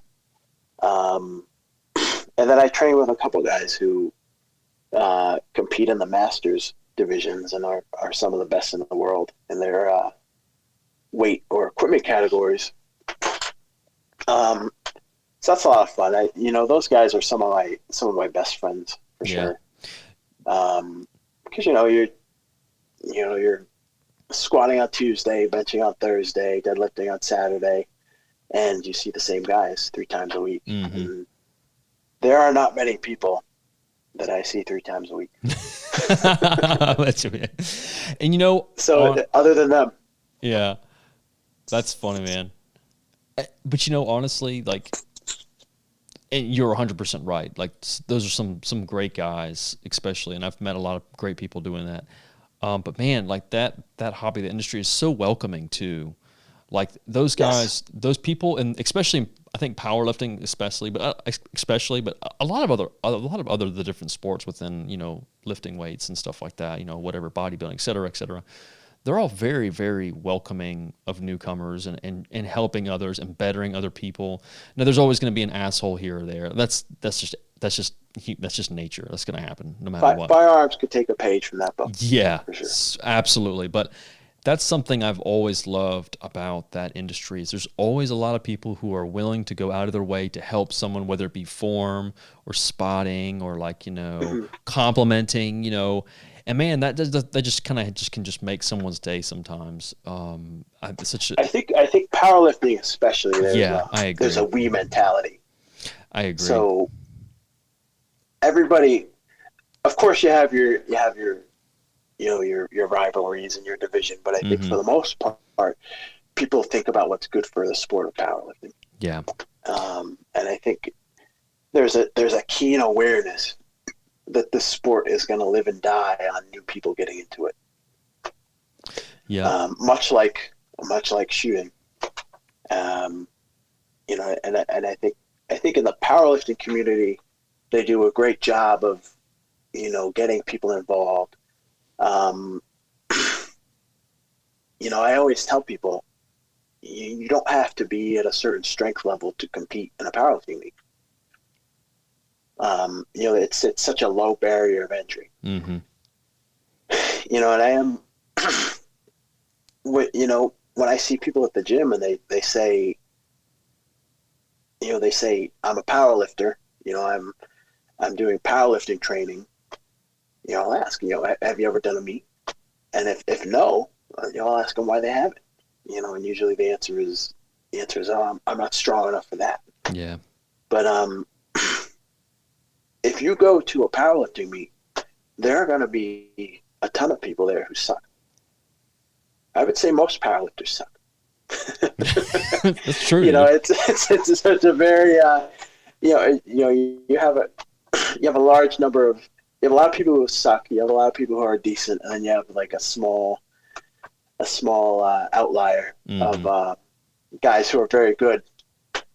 But yeah, you know, it's the great Louis Simmons said, you know, powerlifting is a sport for the rest of us. Yeah, I remember that quote because it was actually at that's one of my favorite quotes. Yeah, it was I think it was in one of the gyms posted up, and I remember seeing that, and it kind of always. Not saying that I quote or use it often, but I do remember seeing it, and I was like, "Huh, that's a very good aspect," because that's kind of like, you know, I mean, obviously, if you're trying to compete with like bodybuilding is very niche, where you kind of have to have that right body, no matter what you're doing or what you're taking. If you don't have to have a small waist, you have to have the narrow joints, and you have to have that real great physique to really just hit home, and then like. You know, weightlifting, I found out very quickly that, you know, a lot of that stuff is just stuff that you have to have or have to retain a lot of that flexibility and a lot of those movements. Especially if you didn't start as a child. Man. Yeah, absolutely. And that's the reason why, you know, the Eastern Bloc countries and China and all these countries are just fantastic. Like just insanely strong. They're probably on a lot of steroids as a child, and then they wane them off. So then, like, you know, they're just like they're like just mongoloids by the time they're like in their 18, 20s and stuff like that. But they're technically clean, But yeah, powerlifting. I think it was just something that was just such a great stepping point. And you said it. You hit nail on the head, dude. Like that was what I did too. Starting strength. That's how I really got into it. And anytime someone asks me, and you don't have to. I think. There's like a misconception with powerlifting that you have to be kind of like I don't want to say fat. I'm just going to say like bulky kind of guy. You really don't. You can be You could say it, Max. You could say fat. Yeah. I mean, I'm just saying like, you know, when you think, so like the natural thing that I think of, like, I would say most people think of a powerlifter is they think like of a stocky dude who's strong as shit, but he's not like, you know, lean, not ripped or anything like that. But man, there's no limitations on what your body looks like or, you know, whatever. You can literally compete and be a power lifter at any, and that's how I lost a lot of weight powerlifting. And that was basically just doing starting strength stuff. And that also helps with a lot of great concept and form too, when you keep it simplistic and you get like that good routine in, and that's like a good, just a great starting point. I think that's just one of the best ways of entry into, just lifting weights in general. Like no matter what you want to do, starting strength is such a great starting point. It's awesome. I'm not a huge fan of how he teaches the squat. So that's kind of my that's my caveat to anybody looking to try that program. Maybe do some of your own research on how to squat properly. Yeah. But as far as the program goes, there aren't too many better things to start with. Yeah. It's that straightforward linear periodization. Yeah. And like you said, squatting is such an odd beast too, and because one, it's kind of like a Smith machine, right? And I remember telling someone this, I was like, a Smith machine is made for one person in a certain height, right, a certain type of body style. So Smith machines are trash. If it's all you have, then hey man, great. Keep do what you got to do to stay in shape. But if you have an option, do something that actually fits your body, or adjust it to it. Same thing with squatting. Everyone's body style is so different, and it's just everyone has there's just so many different moving parts. So, like you said, definitely make sure that whatever you're doing is fitment to you and is comfortable, and it's like doing cross arm front squats to just I can't remember the name of them. Whatever it is, bodybuilding front squats or whatever, I can't remember. I don't know. There's like they do like Hatfield squats. Yeah, but yeah, it's a great. I think that's a great sport that, like you said, firearms could really take a big page out of, especially as entry as a community. Amazing, dude. Also, firearms can take a page from. I feel like they've done an excellent job of making it welcoming to women. Yes. In the last few years, for sure. I 100% agree. I think CrossFit had a lot to do with that, but yeah. There were, I think when I first started, there were no women, or almost no women, and the women that were there looked like dudes. But over the past couple of years, you see a ton of women. Yeah. And a lot of our New Jersey USAPL meets, we have, we'll have a weekend meet, and Saturday is all women, and men go on Sunday. Yeah, and that's awesome too. And you were 100% right. And it was kind of funny seeing that growth too, because at my local gym, it was the same thing. It was kind of like one of those things where, funny enough, the actual owner of the gym that I used to go to when I was in that side of town was a former female bodybuilder, and she competed and everything, and she was the owner and stuff. And really cool. They had a couple of people that had come through that gym, and they had their pictures. And I will say that gym itself was more so bodybuilding, like the people who had actually trained and stuff like that. But there was a lot of powerlifters too. And then there was another gym that wasn't too far away, with Spud's gym, and then another gym that also was powerlifting by the the university. But it just seems, man, like what you said was just a nail on the head, was just, it being a sport for everybody, being a sport for everybody else. Because the same thing, I just kind of found myself where I was like, man, I excel at these points, but I'm trying to do this but it doesn't work. It's like, why am I trying to force a square peg into a circle? It's like, I should just continue doing what I need to. So absolutely. It just gotta, you have to have fun with it, just like anything else. You gotta have to approach it to a place of enjoying what you're doing and enjoying the journey. I think, kind of going back to what I said earlier about doing a business like what we're doing, is if you're not enjoying it, if you're overly concerned with the destination rather than the process, you're not going to last. Yeah. And you're right, man. So with so right now, like, what is your programming looking like? Like, obviously the whole thing. So gyms getting shut down and stuff. So. Gyms were closed in New Jersey for a couple months. Yeah. But I think by July we had found our workaround, and we got the gang back together, and we're training. And for a while, I just starting strength per se, but I was just doing linear sets of 5, just getting back into the groove. Yeah. And then the last couple months, I revisited 531, modified a little bit. I took the overhead press out of it and added a bench accessory day. But I've been running that since September of 2020. That's things are progressing well. So that's probably what I'll stick with. Until progress slows down. Yeah, and people, there was always like a weird conception that they were only allowed to use a program until it like ceased like on their books. Like, well, after I get to this week, it's over, and then I got to switch programs. Like, man, why? If you're improving, why change the program unless you just need something to keep it fresh for you? It's kind of silly, but whatever, dude. Do what you want to do. I mean, for me, I have to be stagnant for a while before I even consider switching programs. Yeah, absolutely. What's the most amount of protein that you were eating at one day? I always like asking this question. I don't even know. I'm really bad with nutrition stuff. Yeah.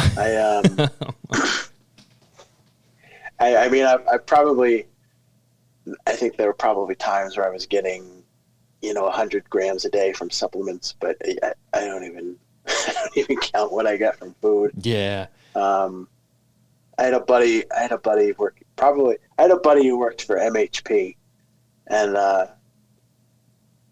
did some Booth Bunny work in exchange for a free product.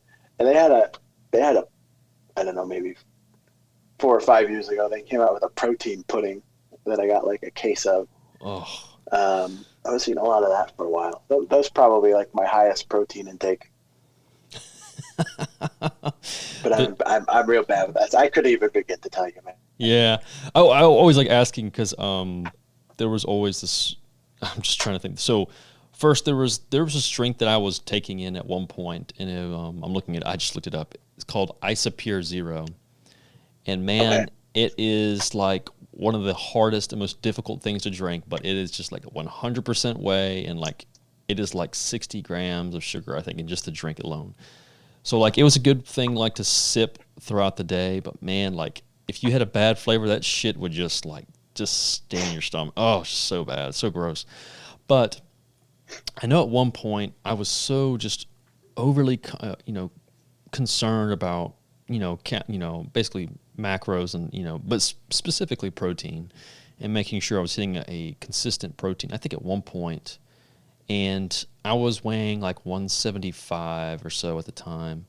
I was taking in like almost 250 to 260 grams of protein. And for all of you that work around or work out with people who are taking that much protein, who are not drinking enough water, you're going to very quickly learn that no one likes the guy who is ripping ass all the time. Protein farts. Protein farts are the worst, man. And I remember... Especially if your stomach can't handle whey. God. Oh, man. I remember being on the bench press, and this one guy was like, all right, I know it's one of y'all. Who the fuck isn't drinking enough water? I was like, man, I smelled that one about a minute ago, and I was wondering, I almost fucking dropped the weight, and I was like, okay, I'm going to go get some water. Go fill up my Nalgene real quick. Oh, man. Yeah, wild. It is fun though. There's just so many intricacies to it, and having a great welcoming community for that is really cool too. It's a nice thing to be a part of. And if you're always concerned about people judging you, lifting, man, I don't think there was ever a time where something like that happened. It's just so welcoming. Great community. No, I've never seen. The other thing to remember too is nobody's paying attention to you. Yep. If you go up and bench your 135 pounds, nobody is paying attention to you doing it. So everyone thinks people are going to be judging them, but no, nobody's paying any attention. Yep, that is true, dude. It's And I would be lying if I said, like, in my peak points, man, I would never make obnoxious sounds to get attention, but I would definitely say a lot of my ego was in play. And man, if I was pushing some major weight, I was always checking to see if someone was watching when I was doing it, just to see if like someone was maybe like, holy shit, how the fuck guy is he doing that? Or like, that's a lot of weight, or something like that. And man, that would just get me going. Like, I'm like, okay, I'm ready to, do another set and impress. And in the same breath, I also have been embarrassed a couple times doing that and doing fails, and obviously safety, but Yeah, always you have to do the shimmy of shame after the bench press. Gosh, man, I don't think I ever had any issue with bench press, because I always knew kind of my limitations with it. It came close, but I will say I do remember a bad squat, and I just knew, like, as soon as I got to, like, full depth, I was like, I can't get out. I was like, this is it. I was like, I'm going to fail. So I was like, obviously everything was set up, and then I was able to just fall it, drop it back, and didn't fall that hard. But it's loud enough to know, it's loud enough for everyone to fucking hear it, and they all just turned their head to look over what saw the racket, and there I am going underneath the bar. Oh, the worst, dude. I hate it. Yeah, that sucks. Yeah. Luckily we always squat out of an ER, like a combo rack. Mm-hmm. They would use in a USAPL meet, but luckily, we have our group of guys, and we always spot for each other. Yeah, it's extremely important. And later on, there was definitely, I stopped. I didn't even risk it. Like, I was just always having a spotter, because sometimes even having that little bit of I'm gonna say not self-doubt, but having like that little bit of, like, support, knowing that there is someone there in case something does, worst case scenario, that sometimes that gives you a little bit of extra juice to kind of to push through whatever your rep is, or whatever you're doing or focusing on. Because knowing that, hey, if you don't have to worry about getting hurt, you can focus on yeah, your cues. You can focus on what you need to do to make the lift. 100%, man, 100%. Man, I cannot say and thank you enough for jumping on and really just just hashing it out and bullshitting, man. It's been so much fun. I'm trying to think, man, is there anything else? We've just gone to a couple different topics, and we could. The funny thing is, we could make a whole other podcast about weightlifting within itself. But it's been a blast. Are you gonna do Corey's little power lift meet, dude? Have you seen him posting about that? No, I don't think I have. Is he doing one? I remembered he was going to do one at SHOT Show. Yeah. But that SHOT Show didn't happen. So. Yeah. I don't think it's actually officially, but I know he had posted something, and honestly, he may have just been fucking around or something like that. But I could see him doing something like that, and that'd be pretty cool. Whether it's unofficial. I know he's put together a lot of nice stuff over his. He has over his facility, so why not? Yeah, and I was just not messing with him, but I was actually messaging the other day. I was like, man, I said, dude, you be collecting all those rogue kilogram plates. I said, I respect you using the kilo plates instead of pounds. But it was funny. We were talking about that a little bit, but very cool, man. Well, again, thank you so much for jumping on. And before we do kind of start 100% closing it out, is there anything you want to talk about you have coming up? I know we talked about some of your upcoming releases, or is there anything you want to broadcast or anything along those lines? No, not really, Max. I think I've said everything I need to say. There you go. If you're interested in Albert Defense stuff, follow us on Instagram. That's the best place to catch new stuff. And then if you go to albertdefense.com, there should be a pop-up that allows you to sign up for our email list. I recommend doing that. The email list is the only place we ever give out a discount code. So it's good for you because you can get a discount code.